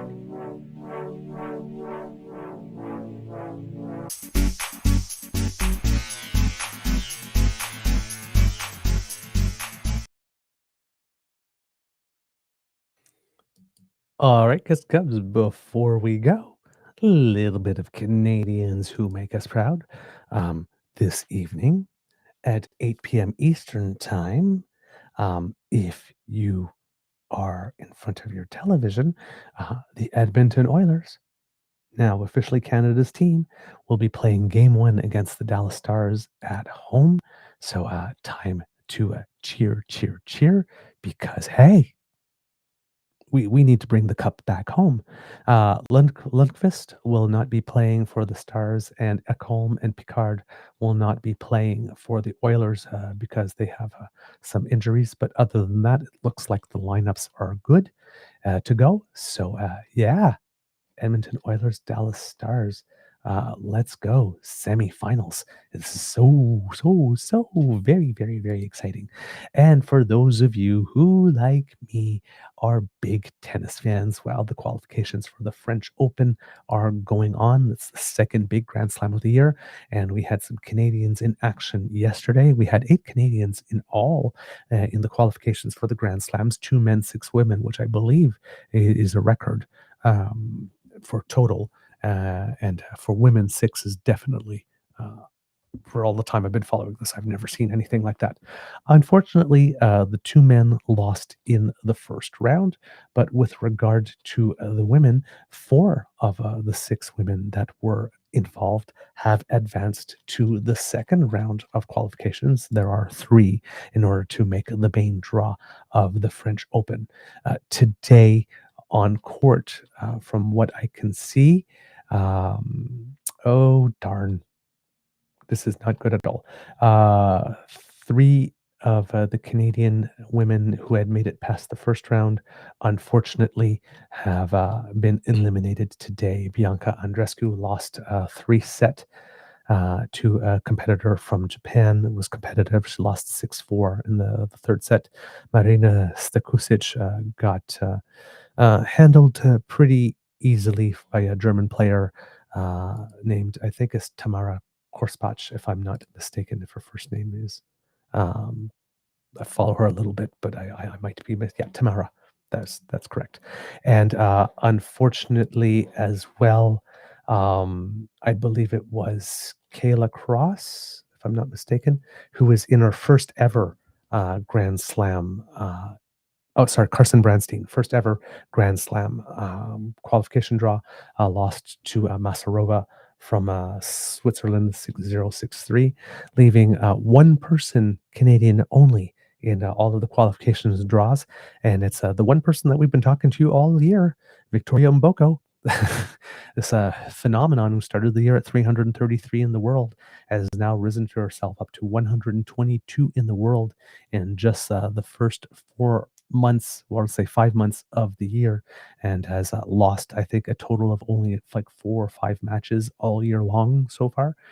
Will be taking on a player named Katinka von Deichmann from Liechtenstein, and Mboko is actually higher ranked than she is. So on paper, it's a match that Victoria Mboko should win to get herself to the third round. So we'll send out good vibes and hope that that is indeed the case. All right, kids and cubs, I think that that's everything I have for you. Oh, no. There is one more little thing. I'm sorry. Please. This is really important. I saw this yesterday and it made me smile so much. Um, there is a young woman, 19 years old, from Ganatasaka, let me try that again. Ganatasake, who is making history, kits and cubs, as in the sport of lacrosse, because it seems that she is good enough at what she does to be able to be playing with the boys, which is kind of interesting when you think about it, right? Because we're at the same time as we're having these discussions about, preserving sport, or these discussions are having preserving sport for certain genders. We also have, and it has been a long time in Canada, often we've seen this in hockey, where young girls want to play, and some of them are very, very good. You get a Haley Wickenheiser or whatnot like this, and the competition is not strong enough like this. They want to compete at a yet higher level. And then, it's like, oh, wow. It's like, there's a woman or there's a girl playing in a men's league or a boys league. It's like, how interesting. So I just found it interesting that how, when it happens that way, it's like there's almost like, wow, what an achievement. But when we're talking about participation of certain other members of other communities in sports, all of a sudden it becomes a little weird. However, not to take away from this person's incredible achievement, but this is Ava Gabriel, the first woman in the Ontario Lacrosse Association to play for a junior men's team as an offensive player, not just as a goaltender, but playing offense. This story made my heart so happy that I just have to share it with you. And that will be the thing for the day. And then I'll be off. Okay, kids and cubs? But please do enjoy this.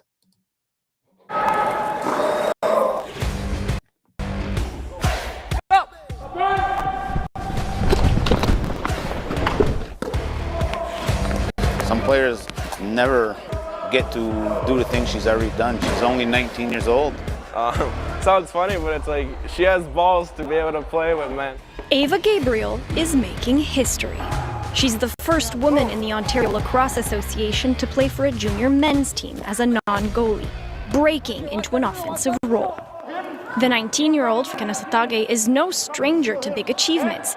In 2024, her team, the Haudenosaunee Nationals, won a bronze medal at the World Championships and will soon be inducted into the North American Indigenous Athletics Hall of Fame. But she says breaking the gender barrier wasn't something she was planning on doing. I was like, no, like, I'm a girl, like, I don't know if I can fit in. And I was like, why don't I just try it? Like, why not? Like, it's not gonna hurt to try. And I just kind of went into it, and I love it, honestly. Gabriel suited up for her first game with the junior Sikanawagi Hunters without any practice. I was just like, just go into it like any other game. And that's what I did, honestly. Like, the nerves they were there, but I just had to take it like any other game. For the Ganawagi Hunters, Gabriel's performance earned her a spot on the team full-time.